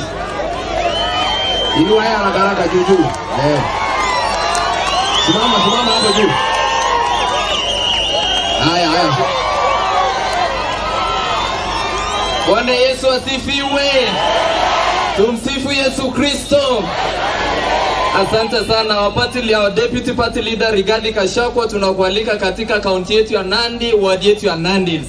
Sisi tuko na furaha na tunakupea uhakikisho ya kwamba chama ni UDA, form ni bottom up. Tunakuhakikishia kwamba tarehe 9 mwezi wa 8 nyewe na His Excellency the President of the Republic of Kenya William Samoei Ruto, nyinyi mtashika ushukani na mtapeleka taifa letu mbele. Sisi kama hasla katika kaunti yetu ya Nandi, haswa vijana, tutasimama kidete pamoja na nyinyi. Mimi kama Cheptugeta inajulikana kama Njiwa, nitakuwa na hakikisha chama yetu ya UDA kwamba mimi ndiye nitakuwa spanner boy. Nitahakikisha kwamba wale watu ambao wanaleta kinyoriro na vitisho kama kina Junet Mohamed, mniwaachie kama hao ni deal na wao, tuwapeleke mbele.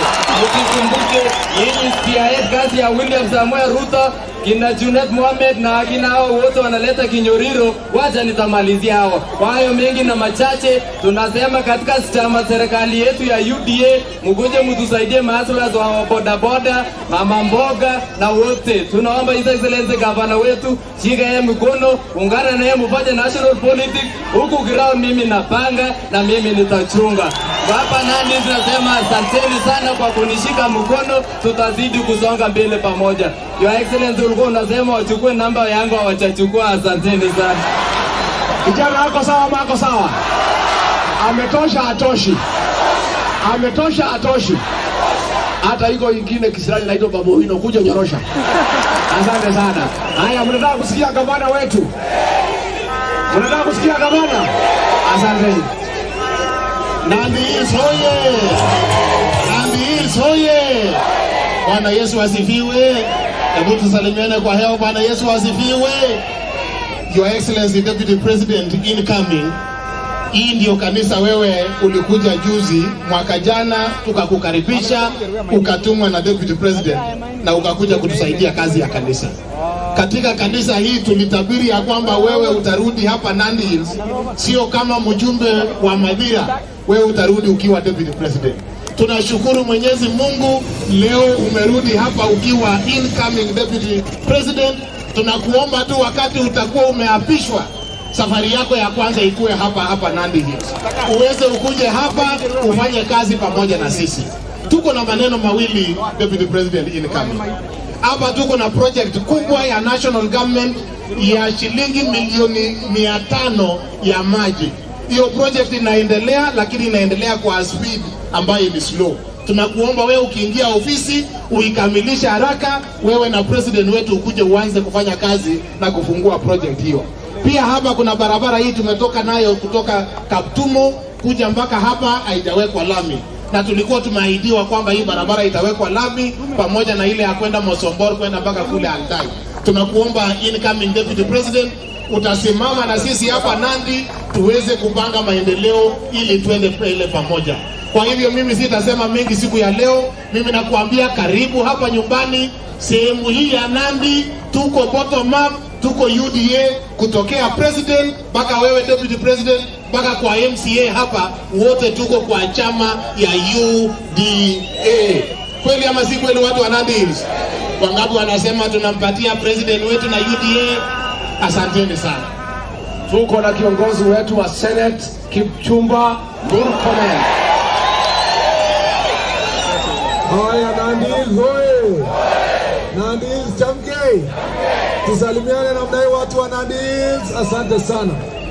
Your Excellency Rigathi Gachagua ambaye atakuwa naibu wa rais wa pili wa Jamhuri ya Kenya chini ya katiba mpya, pamoja na viongozi wenzangu na watu wa Nandi Hills. Leo tumekuja sehemu hii kukuja kushuhudia ile support wewe Mheshimiwa Gachagua na Mheshimiwa Ruto mko nayo. Wewe umejionea vile hao watu wamekuja na walisikia ni Rigathi Gachagua ndiye anakuja. Hawa watu wanakupenda sana Mheshimiwa Gachagua, kwa sababu wewe ulionyesha ujasiri wa hali ya juu kusimama na William Ruto wakati wetu wengine wenye tungefaa wasimame na yeye walikuwa wanaingia chini ya kitanda, wengine walikuwa upande ule wakimshika mikono apigwe. Wewe ukasema I will stand with William Ruto, na ile loyalty ulionyesha na msimamo ya mambo ya maendeleo, unaona sasa imeinua wewe kuja juu ya Excellency Rigathi Gachagua. Mimi nimejifunza maneno kutoka wewe, na sisi watu wa Rift Valley na hapa Nandi Hills tunakuambia asante sana. Watu wa Nandi Hills mnasema namna gani? Tunasema asante sana. Na sisi hata watu wa Nandi Hills lazima tujifunze kwa Rigathi, kwa sababu viongozi ambao tunachagua hapa wako na haraka na kimbelembele. Mtu anachaguliwa leo, kesho yeye ndio anatuzi naibu wa rais, hata anaita yeye sijui ni ameiba nini, sijui yeye ndio amefanya hii. Lakini angalia huyo mwanaume ametoka mbali, atoki Nandi Hills, lakini amesimama na William Ruto kwa sababu ameona vitendo vyake na ni mtu wa kuangalia hapo mbele kidogo. Lazima aje piga Nandi Hills Kenneth Rigathi Gachagua kenegele loyalty ak support na kiongozi kama wewe biashara agenegele ngotkia unoto kwa lazima ketine mipara siko torete kai maendeleo. Mheshimiwa Rigathi, I want to tell you something. Tangu hii handshake itokezee na huyu mtu ya kitendawili na uganga yake akuja ndani, kuna projects mingi imekwama kwa hii Rift Valley. Kuna Boston Dam kwa huko Bomet, wewe utaenda kuambiwa. Kuna hospitali ingejengwa hapa Londiani, ilikwama, wewe utaambiwa. Kuna hii Keben Dam iliwekwa, hata anawekwa contractor mwenye ni mtu kabisa hajawahi kujenga hata choo yoyote ya serikali, anaambiwa anzia hapa kwa sababu iko sehemu yetu, na anakatazwa pesa ya kufanya maendeleo. Harori na Kimwareri ikasimamishwa, na maendeleo mengi, mabypass ikachelewa. Wewe umetoka, Your Excellency, I'm very happy ulitoka barabara tukitoka huko Kaptumo, wewe umeangalia hii barabara. The place is beautiful, the road is bad. Hii sehemu inafaa kuwekwa alami mara moja within the first 100 days wewe umeingia ofisi. Kwa sababu umeanzia ziara yako ya Rift Valley hapa Nandi, wewe ukiingia tu namna hii, anzia hiyo project, tuhakikishe kwamba watu wa Nandi Hills wanaonja utamu ya kuwa ndani ya serikali. Na mimi nashukuru sana kwa sababu ya hii kijana yenu bana Kituru. Mimi naombea yeye kura, niombe ya kwamba muombee kura kwa sababu ni mtu mnyenyekevu. Ule mwingine anasema hawezi pigia mtu makoti, lakini huyu atapiga makoti ndio maendeleo ikuje hapa Nandi Hills. Tunataka kiongozi mwenye ni shida yake na saa yote akiamuka ni Nandi Hills. Wacha ule ndugu yetu shida yake akiamuka afikirie kuhusu Nyanza, afikirie kuhusu Coast, afikirie kuhusu wapi. Tuweke huyu afanye kazi ya local hapa, afanye kazi barabara, maendeleo, maji, shule, basari, akue concentration yake ni hapa Nandi Hills. Na mimi nawaambia watu wa Nandi Hills na watu wa Nandi, sio ati tuko na shida na watu wako chama zingine, lakini mashindano yenye iko mbele yetu hapa ni shindano ngumu sana. Sisi tunataka William Ruto akiwa president na Gachagua wakuwe tayari from day one kubadilisha mfumo ya uchumi kutoka juu chini, ikutoke chini kwende juu. And because it is a drastic shift of policy, because it is a major movement of policy since 1963, itabidi kwamba viongozi wenye wako ndani pale ni wale they are loyal 100% to bottom up government, ili tubadilishe maendeleo yaanzie Nandi Hills, sio yaanzie Nairobi watu wanangojea trickle down. Angalia hii maskini iko kwa hapa Nandi Hills. Tangu hii mashini letwe kwa hapa kwa chai, watu wengi wametoka kwa kazi. They must be thinking of what are we going to do to these people. Lazima kuwe na mpango ya kusema vijana wetu wataandikwa kazi namna gani. Hii bottom up will require leaders who are going to support Gachagua and William Ruto and their government in parliament, ndio tuhakikishe tumebadilisha maendeleo kutoka chini kwenda juu. Ninyi watu wa Nandi Hills tuko pamoja? Mko kwa Gachagua Gachagua? Mko kwa Gachagua Ruto? Unajua, wacha niwafunze kitu. Ile mrengo ingine akitendawili wako na Madha na Rao, so wanaitwa Madharao. Ile mrengo yetu wako na Gachagua na Ruto, so unasema chagua Ruto wacha Madharao, chagua Ruto wacha Madharao, chagua Ruto wacha nini? Madharao. Na hii serikali ya saa hii lazima tushikane pamoja na ndugu yangu Cherengei hapa ambaye amekuwa mtetezi kali sana huko Senate na amefungwa mara mingi namna hii. Huyu mtu amekang'ang'ana sana, pamoja na gavana wenu Winjit ambaye amefanya sana mpaka hii Nandi imejulikana kwa dunia mzima kwa ile kazi anapambana nayo, na I believe that is going to make Nandi great. Pamoja na ule Mrs. Nani, unajua Gachagua wewe, karibu ulete shida ya excellence ya sorry your excellence, lakini karibu ulete bibi ya mtu mmoja. Na unajua hii vijana hii wakati wao walisema 07 wakaanza kushika simu na hii. Ya okay kabisa, hii kabisa. So kwa hivyo mimi nasema huyu women rep mmemchagua ni mama ambayo ni mkali huyo. Wajana na ile vile mnasema ati Murkomen anajua kuongea. Huyu mama akifika bunge, huyu ni moto ya kuotea mbali. Wakati alienda Jeko Inanga alinifikia simu akaniambia, ala Rift Valley mmeleta ingine kali sana. Na mimi nasema asanteni sana kwa sababu we are the only party which did reasonable nominations, and that's why mlichagua viongozi wenu from bottom up. Now these leaders, we want to support them to lead this Nandi and to help us lead Kenya to become a great place to stay. Asanteni sana na Mungu awabariki. Asante. Niwaambie nini? Nisalimie watu wa Marakwet. Asanteni sana kuberoa kiongozi. Tuko na gavana wa Uasin-Gishu Jackson Mandago.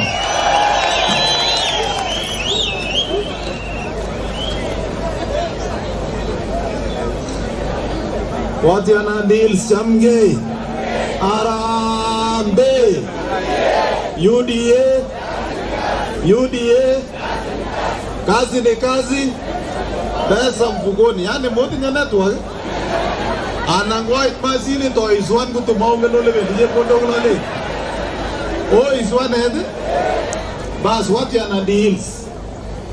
Kwanza kabisa sisi tumekuja hapa kama chama cha UDA. Na sisi kama viongozi wa UDA tunataka kuomba nyinyi kama watu ya Nandi Hills na watu ya Nandi County. Chama ambayo tuko nayo ya UDA ni chama kilianzishwa na Mheshimiwa William Ruto na viongozi wengine, na ni chama ambayo imejulikana taifa la Kenya. Tunataka kuwaomba watu ya Nandi Hills kwa uchaguzi wa tarehe 9 mwezi wa 8, pigia viongozi wa UDA. Na hapa Nandi Hills tunajua tuko na huyu kijana anaitwa Kituru. Angotane mwenyewe melekea ni Kituri. Lakini amugi ngoen biam Nandi lo gigoji kuwale jog Mandago. Chorweta barap keter ubirji arap Kituru li ko mujumbe na Nandi. Sawa. Amate kitige ngalarap keter. Age melegeleji malo wi. Awo moita igiru. Ngegoji kijana yandani koek mjumbe nengwong nebo Nandi Hill. Amune kakimie Eldoret ak chichi. Ako kalengu kamwa anan umesolete kokeny. Awatanake. Ogere chichi kokikoiwek namba 2 nebo serikali. Kalechechi Eldoret okas akokas. Serikali nenyone kepche kosubkei ak kurainik chekobir ak ngecherok chekokon. Ongen korok kurainik chetindoi bichu ole karibu 7 million. Kochechok kwaketesyi Masaek ak Torobek ak ng'o akoi komanda Turkana ko 3.5 million. Lakini mie Jeiso Kipsengwet amu nga chang icheket eng chong'indo biik ketinye boroindab emet, kwa hivyo kitinye wabunge chechang otoretech. Okonech wabunge tugul koek chebo UDA. Singole chang biik kelechi chang wabunge. Anane akwe anan omeche tun kenam teta kuinoik ko keisye biik. Omeche tun kenam teta kuinoik ko keisye biik. Kakisom eng kaminginetab kei. Kakomwa boyondoni komie kole inendet nekitoch arap Keter konyo UDA anane. Ochamwa Mandago sawekchi Gachagua arap Keter inyi bolechi ro ole kende eng serikali my friend. Anane akwe ameche kekosine ko ki biikab Kalenjin. Makila akokas biikyo. Makila ole bitu boroindo koek chito nengwong nekonyor boroindo koborchigei ng'echeretab president. Mi korik chekikosom yetab kenyor uhuru Kenya lakini tom konyor kora. Kisom kwanetab Raila kolil manyor, kokosom Raila kokochobait tulwet manyoru kora. Kikosom Kalonzo makongen kotokostoi anan korektoi some kora. Olecho rani iman kabisa biikab Nandi Hill ak Nandi. Katokye tokenyi Jehova nebo kaberuret kokonech ng'echeret nebo president.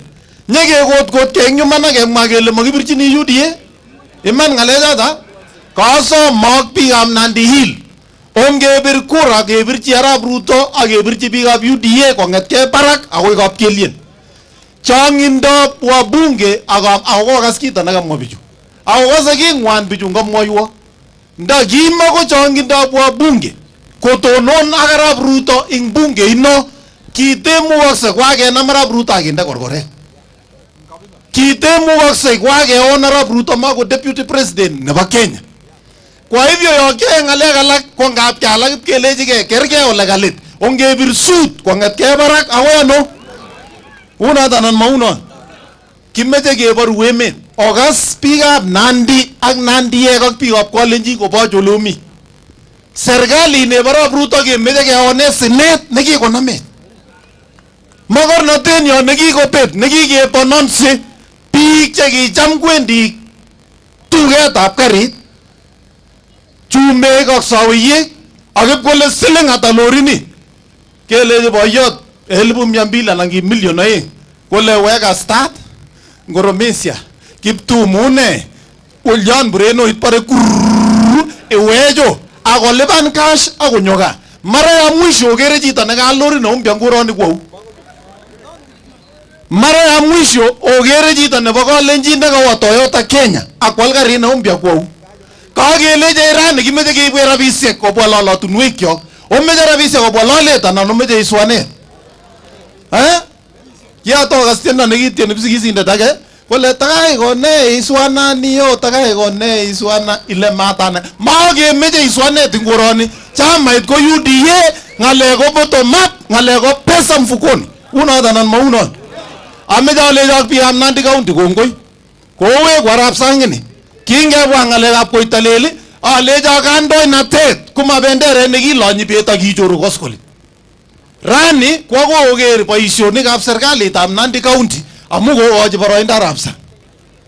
Rani koker boisionikab Nandi County amu kosokchi Cherargei ak Arap Sang. Lakini nyo mete buchet anyun ak biretab kei. Mbuyo ronyo. Anan akwe. Ole sikosire serikalitab Arap Ruto kuyo wendi basit kong'ete yu kwendi Nairobi. Hakuna. Makimeche ng'alechat, kimeche boisionik anan olene biikab Nandi. Maunoto ko biikab Aldai chomiu kesomo kobirchi kwonyi kure Marian koek mjumbe nebo Aldai. Anan akwe akobirchi Arameling Tindiret akobirchi Lel Mengit akobirchi Mheshimiwa Women Rep nengwong akobirchi Polo ing Chesumei. Ak Marian kamwa amu kimeche kenyoru chong'indo biik. Unoton anan maunon. Ako mi kirwa chepchumbiat nebo olimbo Mosop. Maunoto takebendi Mosop sipkemwochi Nandiek yun bo Mosop ole kimeche kebete tai. Unoton anan maunon. Kaikai kerotchino ak bichu kokochamech amu makila. Akongen kai ole cham kochoboen kibat. Anan mongen. Ara kakwala chito nenyop kwa neneti kotekemi kurgat yu kotekebirobiri kona kona. Imukaksei ata biikab Nandi Hill chelen kibire UDA. UDA ameche alecho kongoi mising. Boyondoni nguno okere kuni kemi ak Murkomen ak bichu tugul chu kap kekakteni olen kimaken Arap Ruto kenuni. Kenuni akoi konyo Nandi Hill chechang kosir chewendi Mathira. Kamwoiwo. Ako kialen akot abiman komatawendi kanisesiek chau ya wendi nakituni chepyosok oeng somok. Kusikechenji kot age nguli. So nimesema Your Excellency tunakupenda na wewe ni mtu yetu, asante sana. Asante. Tuko na Mheshimiwa Meli wa Tindra, pigeni makofi. Tuko na Mheshimiwa Kirwa wa Mosop, pigeni makofi. Tuko na Mheshimiwa Polo wa Chesumei, pigeni makofi. Tuko na Kipuru, tuko na Honorable Joseph wa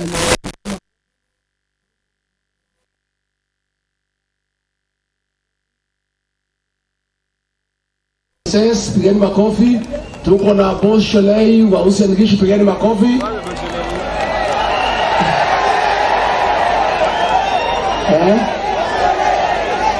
Nani ya kwako? Asante, pigeni makofi. So vijana poleni. Unajua hii women rep yenu nilikuwaona kwa TV, nilikuwa nafikiria bado hajapata mwenyewe. Kwa hivyo vijana pole, mtajipanga mbele. Wacha tupatie nyinyi pesa ya bottom up. Mkiwa na pesa hata mnaweza kujipanga huko kwetu. Huko kwetu bila kitu hamwezi pata. Tupake nyinyi mpate pesa kwa mfuko. Tumesikizana. Mimi naomba tu jambo moja tu peke yake. Tafadhali watu ya Nandi Hills. Watu ya Nandi Hills.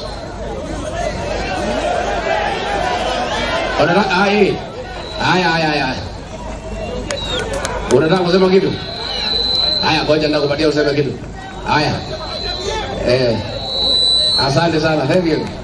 Wacha niseme kitu kimoja. Nijitetee kidogo. Nijitetee. Unajua mimi nimeumizwa sana nikisimama na Ruto. Mkipatia Ruto kazi hata mimi nimepata. Hata mimi nimepata. Mtanipatia kazi? Mtanipatia kazi? Nyingine. Sisi tulisimama na mtoto wenu. Tukanyang'anywa pesa yetu. Tukanyang'anywa mali yetu. Tukaekewa makesi ya uongo, tukafungwa, tukahangaishwa. Hatukusaliti Ruto. Nyinyi watu ya Nandi Hills, mtaniumiza roho. Mkirudi mpatie kura mtu alikuwa anatukana William Ruto. Mtakuwa mmeniumiza roho. Wacha mimi niongee roho yangu. Si mzuri kuongea roho ya mtu. Ya kwamba mimi Rigathi Gachagua nimenyang'anywa mali yangu. Nimenyang'anywa pesa yangu. Nimeekelewa makesi, nimefungwa. Nimesimama na William Ruto. Alafu nyinyi wa Nandi Hills muende kwa police station. Yule mtu alikuwa anasema mtu mwizi, mchague yeye. Mtakuwa mimi kama Rigathi Gachagua mmeniumiza. Kwa sababu mtajiuliza kama nyinyi mko namna hiyo, kwa nini sisi tulikubali kuumizwa kusimama na huyu William Ruto, alafu nyinyi watu ya nyumbani murudi yule alikuwa anatukana yeye na kupangia sisi jama mpatie kura? Mtaniumiza roho kweli? Mtatuumiza? Mtanipatia huyu Kituru? Mimi sina ombi lingine hapa. Mimi naomba kula ya hii ni yangu, naomba mimi kama Rigathi Gachagua.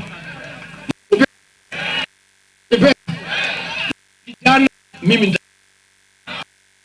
asipoingia laini mtu ya kuulizwa ni mimi Rigathi Gachagua. Mkikosa maendeleo hapa mtu ya kujia swali ni mimi. Nimekaa na yeye Nairobi, nimemsikiza na hii kijana ako na maono, ako na plan. Nimemsikiza vile anapanga mambo ya ajira ya vijana. Nimependa hiki ya vijana. Na ndio nimekuja. Programu yangu hapa nimekuja kuongea juu ya vijana hii. Nimemsikiza na ako na maono na ako na plan. Na nataka muinue kijana. Mtakuinua? Mtainua? Harambee! Harambee! UDA? Semeni vile tunasemanga kwetu, wera na wera. UDA? UDA? Tukisema wera ni wera, mnasema pesa mfukoni. Wera ni wera? Pesa mfukoni. Mbona hapo ya pesa mfukoni mnaweka sauti juu? Hata nyinyi mnataka pesa? Nyinyi watu ya pesa? Watu ya pesa mkono juu? Asanteni sana, Mungu awabariki na nitakuja tena na tena. Mnataka nikuja tena? Nikienda gani nisalimia watu? Mnakuja kutembea huko? Mnakuja siku gani? Asanteni sana, Mungu awabariki.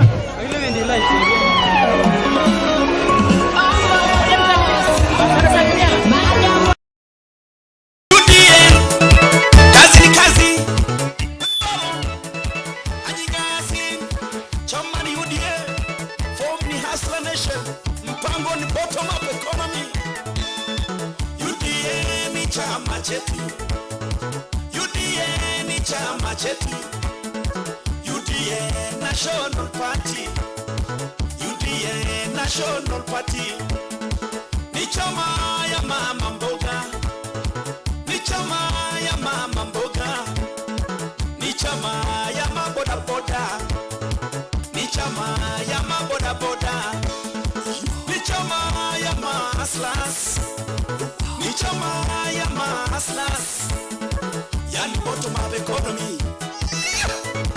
Yani bottom up economy.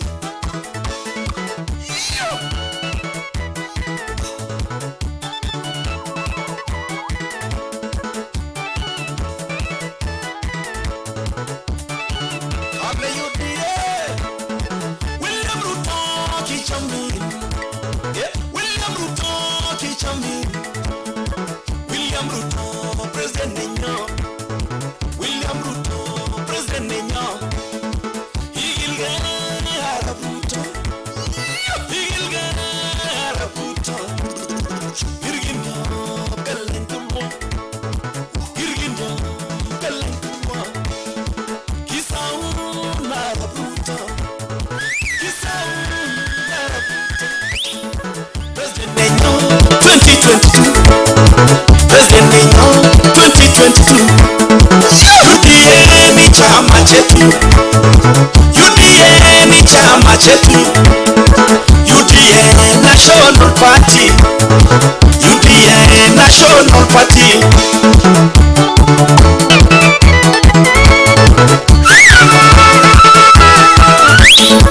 William Ruto for President 2022. Kenya nzima inasema Ruto. Kenya nzima inasema Ruto. Rift Valley tunasema Ruto. Rift Valley tunasema Ruto. Nyanza wanasema Ruto. Nyanza wanasema Ruto. Western Ruto kityo. I tell you Western Ruto kityo. Central Arab Ruto. Central William Ruto. William Coastal Region William Tosha. Coastal Region William Tosha. Eastern Region William Tosha. Eastern Region William Tosha. Northeastern for William. Northeastern for William. UDA ni chama chetu. UDA ni chama chetu. UDA National Party. UDA National Party. Kabla William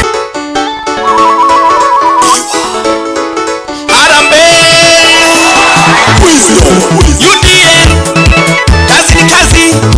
Wilbaro ajingasi. Chama ni UDA. Form ni hustler nation. Mpango ni bottom up economy. UDA ni chama chetu. UDA ni chama chetu. UDA National Party. UDA National Party. Ni chama ya mama mboga. Ni chama ya mama mboga. Ni chama ya maboda boda. Ni chama ya maboda boda. Ni chama ya mahaslas. Ni chama ya mahaslas. Yani bottom up economy. Yani bottom up economy.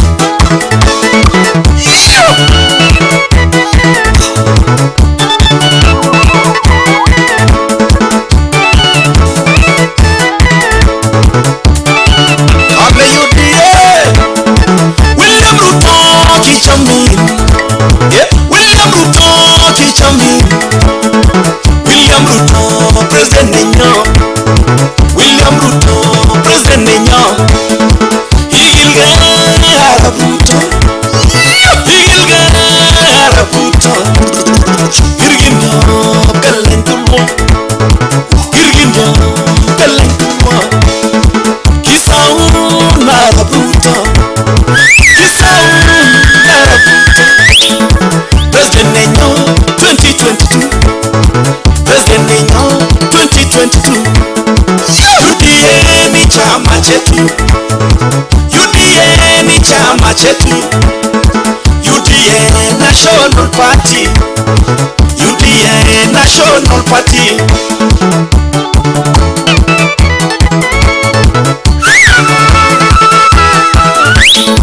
William Ruto for President 2022. Kenya nzima inasema Ruto. Kenya nzima inasema Ruto. Rift Valley tunasema Ruto. Rift Valley tunasema Ruto. Nyanza wanasema Ruto. Nyanza wanasema Ruto. Western Ruto kityo. I tell you Western Ruto kityo. Central Arab Ruto. Central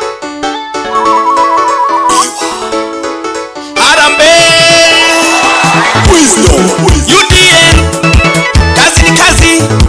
Wilbaro ajingasi. Chama ni UDA. Form ni hustler nation. Mpango ni bottom up economy.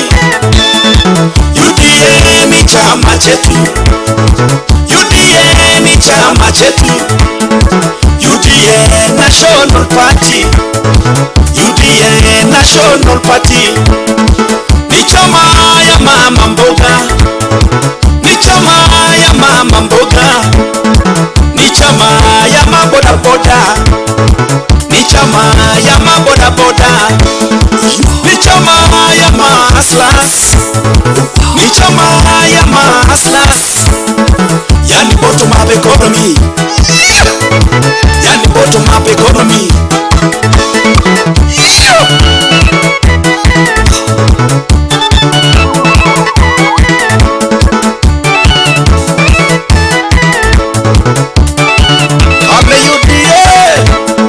William Ruto kichami, William Ruto kichami, William Ruto president nenyo, William Ruto president nenyo.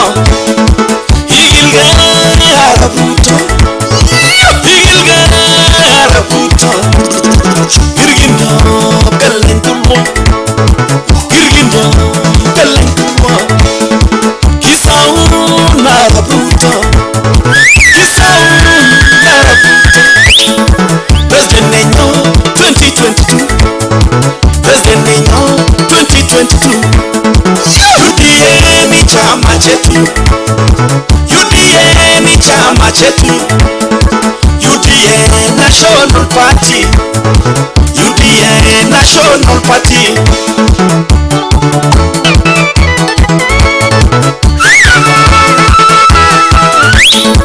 William Ruto for president 2022.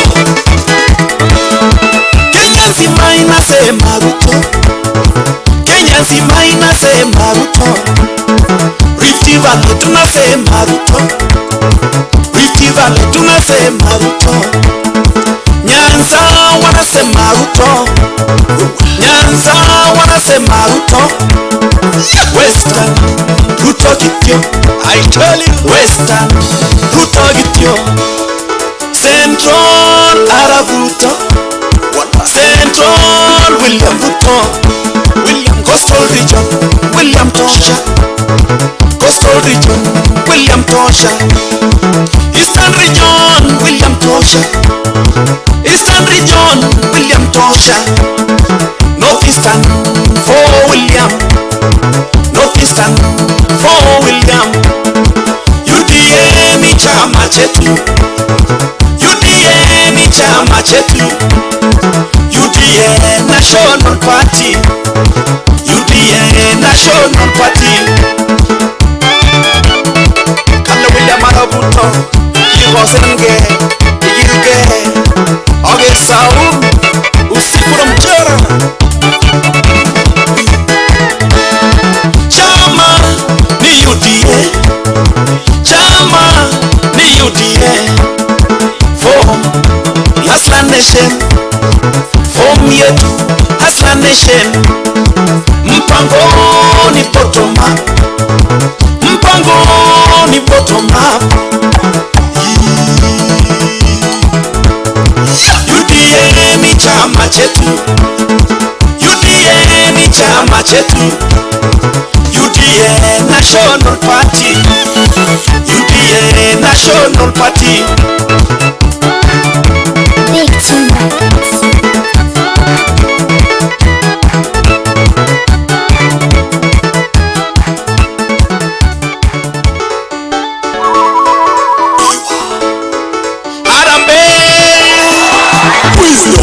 UDA kazi ni kazi, Wilbon ajikazi.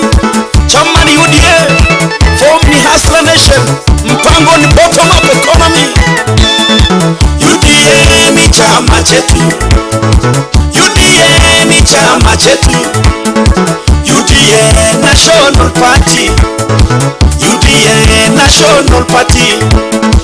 Ni chama ya mama mboga, ni chama ya mama mboga, ni chama ya maboda boda, ni chama ya maboda boda, ni chama ya mahaslas, ni chama ya mahaslas. Yani bottom up economy, yani bottom up economy.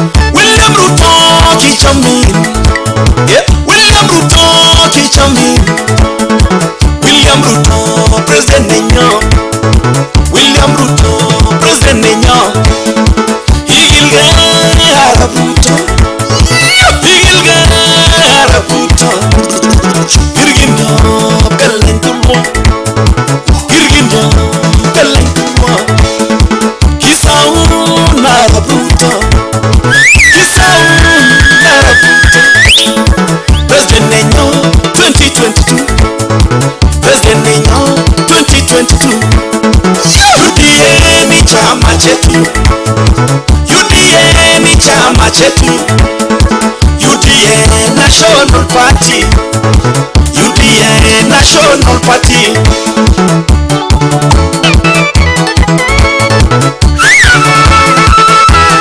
William Ruto for President 2022.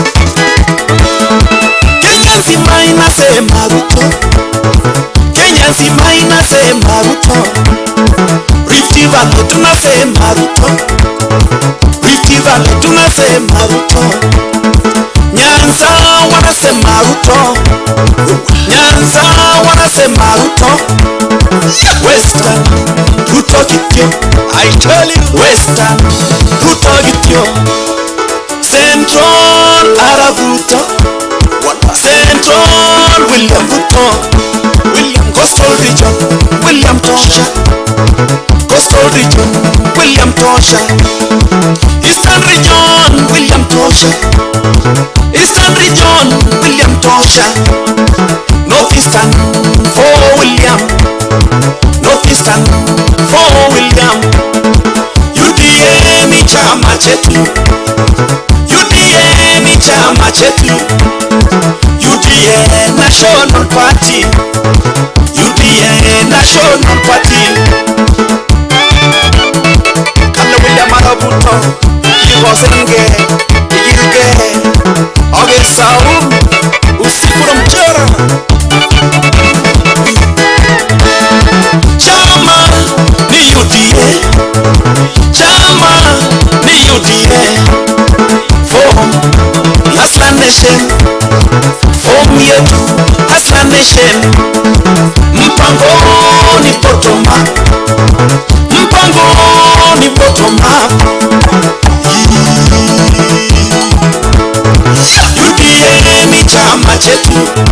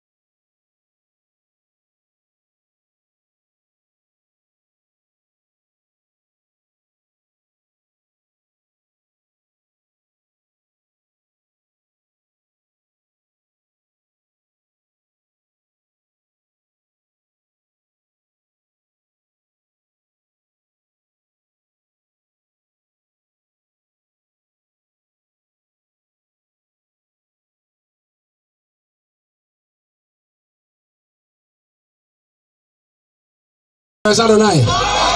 Si mkutano ya baraza la mawaziri inaanza saa 2. Inaenda mpaka saa 11. Hii mzee akitendawili akiingia mkutano saa 2, ikifika saa 5 amelala ama hajalala? Amelala ama hajalala? Pale kwa mlima imekuwa ngumu. Alikuwa anajificha nyuma ya Uhuru Kenyatta. Uhuru amejaribu pale kwa mlima, tumekaa ngumu. Amemwambia wewe tembea. Ameenda hapo anahangaika, amekwama. Sasa hapa kwenu anaweza pata nafasi. Sisi pale tunaunga William Ruto mkono. Si kwa sababu aliunga Uhuru Kenyatta mkono, hiyo tunafurahia na tunasema asante. Lakini tunamchagua kwa sababu ako na mpango ya kutengeneza bei ya majani chai, bei ya maziwa. Amepanga mpango ya pesa ya biashara. Amepanga mpango ya hivi vijana wapate kazi. Ndio sisi pale kura yetu milioni 7 tumepanga, tumemwekea, na nimekuja kuomba kwa heshima muniongeze kura yenu, tuunganishe na yetu aende State House. Mtatupatia? Sasa pale kwetu pia tumejipanga. Tumesema hiyo maneno yote tunataka William Ruto afanye bila kumpatia jeshi lake. Jeshi anaamini hiyo kazi hawezi fanyika. Na pale kwa mlima tumepanga governor ni wa UDA, senator ni wa UDA, MP ni wa UDA, MCS yote ni ya UDA, women rep ni ya UDA. Hapo mmepanga namna hiyo? Hapo mmepanga namna hiyo? Pale kwetu tumesema kitu naitwa independent hatutaki kusikia. Kwa sababu independent ni mtu ajulikane ni wanani. Kikwetu tunasema gari ambaye haina number plate ni ya nani? Ni ya nani? Gari ambaye haina number plate. Sasa mkitupatia mtu ambaye hajulikani ni ya nani, si William Ruto akipiga simu anakataa kuchukua, anasema mimi nijilete. Lazima mtupatie. Hapa kwenu tuna huyu kijana anaitwa Jose. Si ni huyu Julia? Walikuwa wamesimama hapa na daktari Tekla Tum. Tumekaa chini na huyu daktari. Tukasema wewe mama umekuwa WNRAP. Wewe umesoma. Kuja tukutafutie kazi hata kama ni balozi. Wewe mama kuja shika hii kijana mkono, kwa sababu maneno ya bottom sana kwa kuniombea kura. Hao watu wa Mgweni, kwanza kabisa ningependa kushukuru Mungu kwa kunipa hii nafasi. Mahasla hoye. Mimi nasimama hapa kwa niaba yenu, si ndivyo? Simuona Kenya kwanza wanapenda mahasla na wanapenda vijana. Asante sana serikali yako na William Ruto, wameweka kibao mbele vijana, si ndivyo? Ya pili, mimi nitafanya kazi na kila mtu. Wale walinipigia kura na wale hawakunipigia kura, wote ni wangu wa Mgweni, si ndivyo? Ya tatu, mimi nitashikana na His Excellency Gachagua, tufanye kazi pamoja. Kama engineer, mimi naomba hivi, niende nikuwe vice chairman katika komiti ya barabara, ili tunyoroshe maneno ya barabara hii Mgweni, si ndivyo? Hivyo sasa bwana Gachagua, naomba unishike mkono vile umesema, hao watu nitawafanyia kazi. Ya mwisho nikimalizia, wale ambao tulishindana kinyangariko ile safari ya siasa, wote wengine wameniunga mkono. Kama Mama Zipora, Wilfred Bungei, Rotich, wale wote ambao tunawajua, si ndivyo? Mimi nimeunganisha manifesto yao na yangu, tutapeleka maendeleo ya Mgweni mbele, si ndivyo? Wazee oye, wamama hai, vijana oye, warembo mwa. Mungu awabariki, asanteni sana. Si kijana ako chonjo, anatosha atoshi. Unaona tayari ako na network, ameanza kutafuta kamati ya barabara. Si kijana yuko sawa? Haya, tuko na senator wetu Charagai. UDA, wape kura UDA, nione kwa mkono, nione mkono. Bas netai amejale kongoe neteta nyang muren amu kyonyelwa meche awendi aenemie agaribo kanan maunach ngale nongo dole konda titla na numongen otinya network. Mimi nataka nishukuru kwa kusema ndugu Gachagua, congratulations. Watu wakati ulipewa ukuwe running mate ya deputy president na kuwa deputy incoming president, watu wa Namgoi na Nandi walifurahi. Sina namna hiyo. Na tunataka tukushukuru kwa sababu you accepted to be the running mate. Unajua ungechaguliwa useme hapana, watu wa Madira wamenishika kidogo, lakini ulikuwa na roho moja na umesimama na William Ruto. Huyu mtu amefungwa kama mimi. Yeye hako na cell special yake, mimi niko na cell special yangu. Hata juzi niliambia maaskari wasinichome mafuta mingi sana, wanipigiange simu niende kwa cell waniweke nirudi nyumbani. Sina namna hiyo. Lakini najua hiyo ukora itaisha after 70 days, ndio? Because in this country we don't want politically motivated charges. Tunataka police na wale institutions wazitumie vibaya. Sina namna hiyo. Na mimi nataka niwaambie, nataka nishukuru Rais Uhuru Kenyatta. Juzi vile aliona project yake imezama, President ameanza kwenda na trip ngambo, anaipa kila siku hii mkora yake project. Sina namna hiyo. Tunaomba Uhuru tu ikifake 2 weeks kabla election arudi, apanguze State House ikae mzuri. Sisi tutahakikisha William Ruto anakuwa president na Gachagua anaingia currency. Ni namna hiyo. Ya mwisho, najua ndugu Gachagua utarudi Saturday. Na usijali vile jina inatujanganya, tunasema Gachagua, so agree. Najua Saturday tutakuwa wote tukidiscuss economic forums. Ni namna hiyo. So mimi nataka niwahakikishia kwamba Saturday tutakuja kusema mipango yote ambaye tuko naye under bottom. Wape kura ya William Ruto nione na Gachagua. Asante sana, Mungu awabariki. Mama yetu women rep ako huko. Ako wapi mrembo? Apate pahali hapo.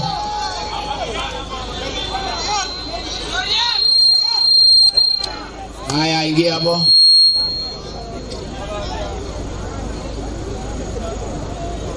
Brian, patia huyo mrembo nafasi hapo aseme jambo. Haya. Women rep wetu.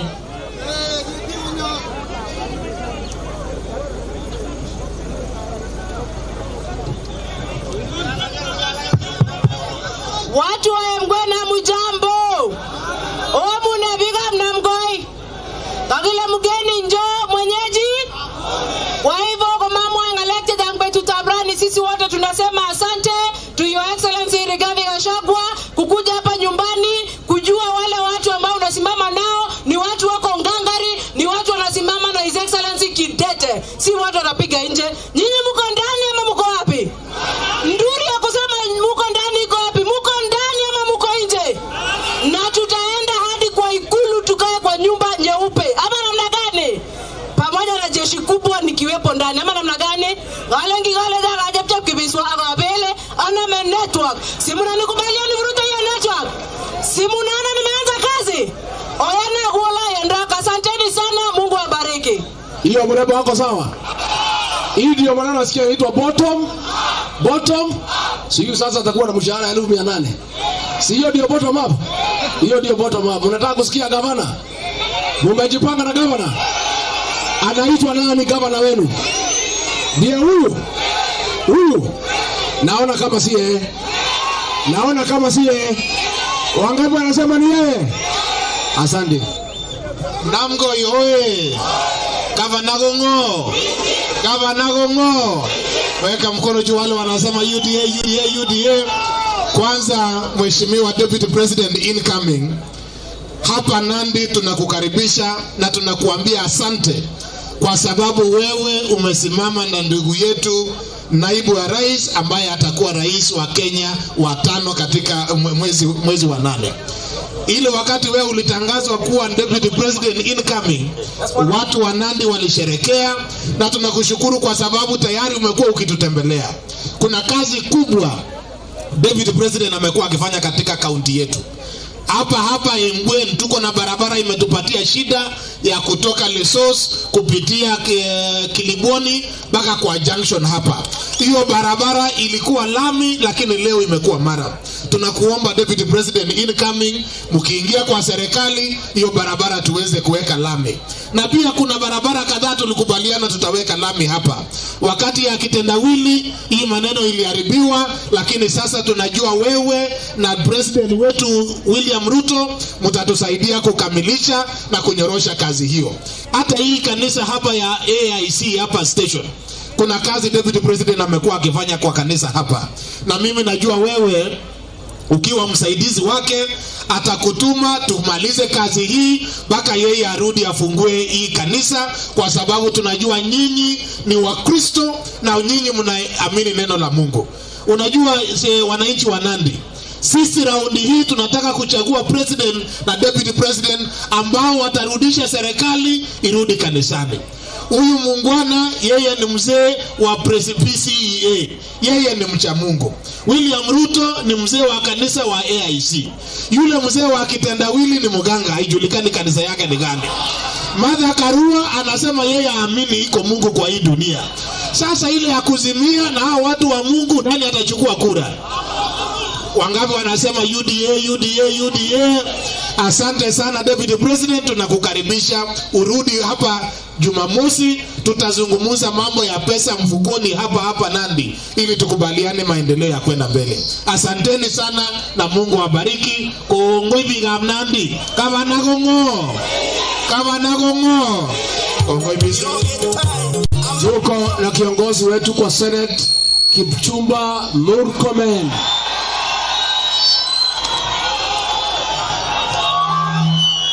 Haya, watu wa Nandi Chamkei, Bwana asifiwe. Ongea katika namna hiyo watu wa Nandi. Watu wamekuja kwa wingi sana. Mheshimiwa, wapi ya sound? Muangalie sound. Mimi najisikia. Are we okay?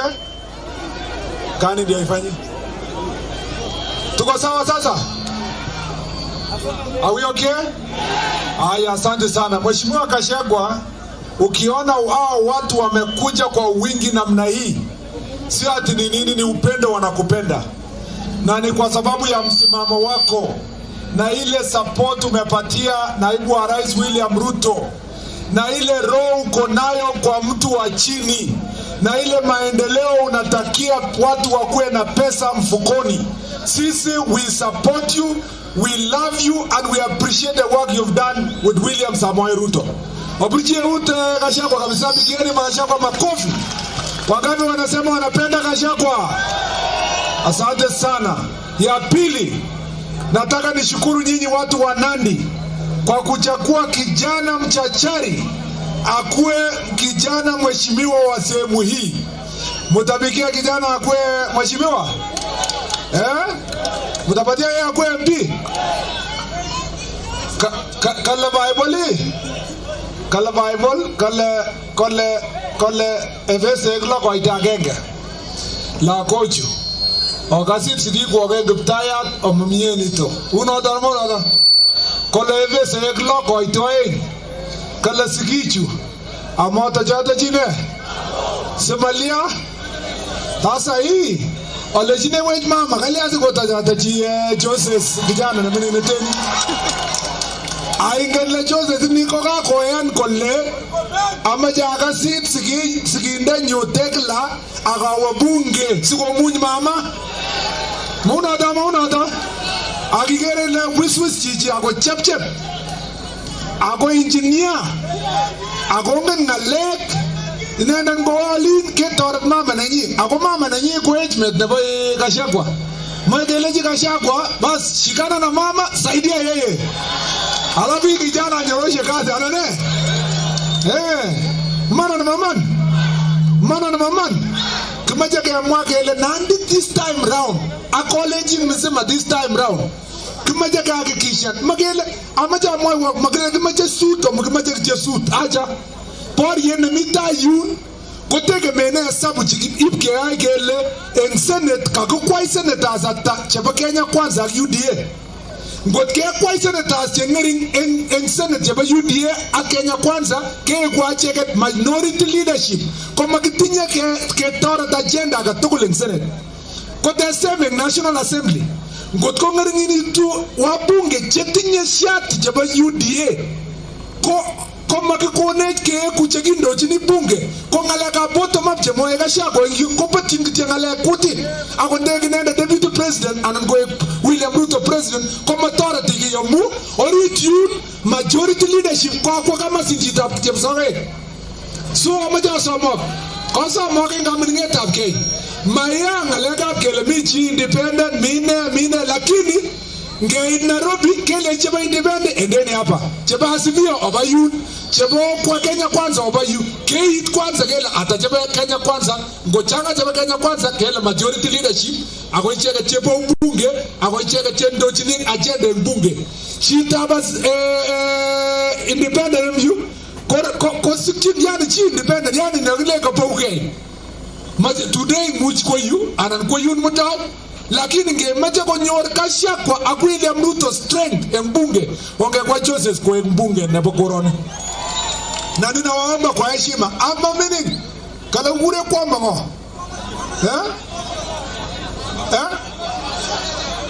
kwamba ukalia akakile chako te mama ukalia ko sere ko kako ichi yote yo ko meaning no le bigaf nadi kotage mwele tako meaning kwamba ukalia meaning no so amaje ke koji support agena meut ko kiongozi akoe kinenda inspiration ebela kokcho tokol chemenge ak vijana kwa nai kole imukakse ko kemanguchi kongete chini akuje wapi juu. Hiyo ndio kitu tunataka tuende pamoja. Kwa hivyo kama jage birchi kura Gachagua na Ruto ne choba kitenda wili kekure mata agrao kekure madarao konjiba Kenya Kwanza kekure Gachagua yani Shakwa agruto so kemwa egele chagua Ruto wachama madarao. So tutapigia kura Gachagua na Ruto, tutapigia kura UDA, tutapigia kura Kenya Kwanza. Hiyo ndio kitu tunataka tupeleke nchi yetu iende mbele kwa mambo ya maendeleo na kuhakikisha kwamba Nandi hii imesonga mbele. Kwa sababu bado tuko na mikutano mingine mawili, ningependa kumalizia hapo na hivyo sasa gavana wetu wa Uasin-Gishu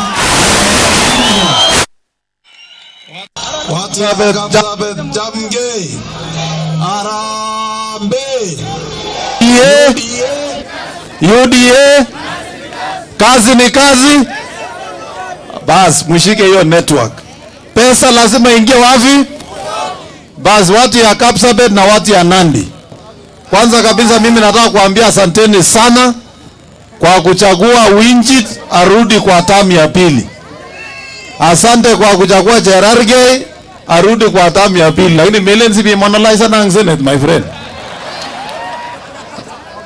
Asante sana kuchagua Lelmengit.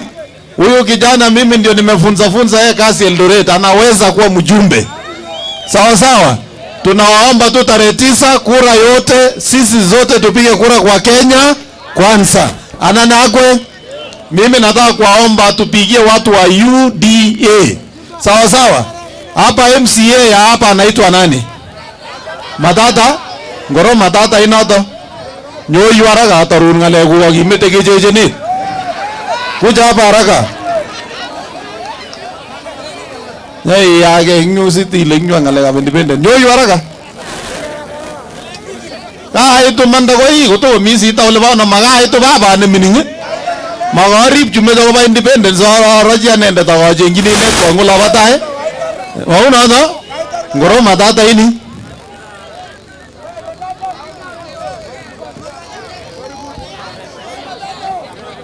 Fungulia huyo akuja hapa haraka. Nataka kumalizia yeye kazi. Imeleze ketiaja ngotarap sanga pela kipkesa mate kura. Ongen Matata ini. Ngale nongen Matata. Amanye itawa Matata etingyanyu hapo ni sawa. Oroni Fred jorweni wewe kuja hapa. Tana na hiyo maneno ngale ya independent ne. Itu baba amanda kwa hii kutoka mizi itaule bwana panda hapa mara moja. Hiyo maneno ya hapa Kapsabet ya MCA tumemaliza, weka handshake. Bas, hiyo maneno imekwisha. Huyu Fred ni mtu yangu. Hata msipopatia kitu Nandi huyu na ama na yeye Nairobi kwenda kwa Senate huko. Anana akwe Bas pongezi Fred. Bi metebi leite kitoke nemka nengung ito kasi. Si age nyu geje ni geje. Ye rasola heju nye jengi yoski ni nyu gole awo ero. Gi metesi sabo boisha gabana. Ai gase. Mami MCA ne sabe ne tabani ga gabana sugo sab my friend. Waje gase bi ab sabe. Ko friend ongat ke sai langari na nyu ga BS milit yo. Safari ya kwenda mbele. Arambe! UDA! Nyinyi mnataka watu wa independent wazunguke hapa ama tuende nao wote kwa Kenya kwanza? Twende nao kwa Kenya kwanza. Hata Mheshimiwa Tekla Tum tutapatia naibu ya rais, Mheshimiwa Gachagua amtafutie kazi. Ama namna gani? Ngage ne tuzungua na independent ngorani. Agile wota baba ko jangne. Madangori, hii serikali ya Kenya kwanza itatutosha. Kwa hivyo kwa sababu ya saa, mimi sitaki kusema kusidi hapo. Your Excellency Rigathi Gachagua karibu. Ogere jiji. Kenu, ongen biju ngojangis. Aongot ke ajige ngungu se serikali gotokinuli. Nguna boyo nige mesige mal siko mutikab sabit kwendi Eldoret, kwendi Yumbo, Elgeyo Marakwet konyone kemasip ko utiega. Wale na chunguza na kot kanisa nebo koyoni kobunji woki karibu somok kosome sikejeng chekemasi singap komosu walagai kochanga boisionik chebwone ole anan akwe anan olene biikab Kapsabet hata biik chelen Kenya kwanza. Basi asanteni sana, Mungu awabariki. Mheshimiwa Meli wa Tinderet, pigeni makofi. Tuko na Mheshimiwa Kirwa wa Masop, makofi. Tuko na Mheshimiwa Polo wa Chismei, makofi. Tuko na Honorable Kitung wa Nandi Hills, makofi. Tuko na Mheshimiwa Mary Ann Waldai, makofi. Tuko na Honorable Ruto wa Keses. Asanteni sana. Tumekubaliana kama ni kitendawili. Ni hasa kama ni kitendawili. Nipeleke salamu yenu kwa William Ruto. Asanteni sana, Mungu awabariki, tutakuja tena na tena. Asanteni sana. Mungu meja kwa tai boisioni. Asanteni sana. Ongoi. Arambe. Wale viongozi wako hapa nimwambie jambo moja. Mnajua mimi nimepata matatizo mingi kwa sababu ya kuongea ukwe. Walishika mali yangu, wakanishika kila Friday, lakini mimi naendelea kusema ukwe. Na mimi nikifika hapa Mosop nikose kumwambia nyinyi ukweli, nitakuwa nimekosea. Mungetaka niseme ukweli hata kama ni chungu? Unajua kwetu ukweli ile ndani tunasemanga kabla sisi kwenda kulala, na hiyo masaa naona imefika. Siku serikali imeanza kuumiza William Ruto, sisi watu ya mlima tulikataa. Simuliona? Lakini hapa kwenu wajumbe 4 waliungana na wale ya kutatiza William Ruto. Na lazima nimwambie ukweli. Ndio kama mtafanya makosa mkuwe mnajua ukwe. Mjumbe wa pale Muiben anaitwa Tiren. Wale pale Keses anaitwa Mishra. Hapa kwenu anaitwa Tuwei. Pale Nandi Hills anaitwa Alfred Keter. Tukiwa pale bunge walikuwa wanatusomea, nyinyi mnafuata huyu Ruto, hakuna siku atakuwa rais wa Kenya. Hao vijana 4 wanatuambia ati Ruto ati ni mwizi. Tukauliza hawa ameiba nini turudishe, muache kuharibia yeye jina. Sasa hao watu 4 wametafutwa na serikali na mtu anaitwa Karaja Kibicho, wamepewa pesa wakuje waharibu viti ya William Ruto hapa Rift Valley. Mtakubali? Hata nyinyi mkiniambia ukweli, huyo Tuwei saa hii ameanza kutoa pesa mingi sana, na hakuwa anatoa hapo mbeleni. Hii pesa imetoka pale Harambee House. Watu ya Moiben, watu ya Mosop, mtauza kiti ya William Ruto pesa? Mtauza kiti? Pale kwetu Uhuru ametoa pesa.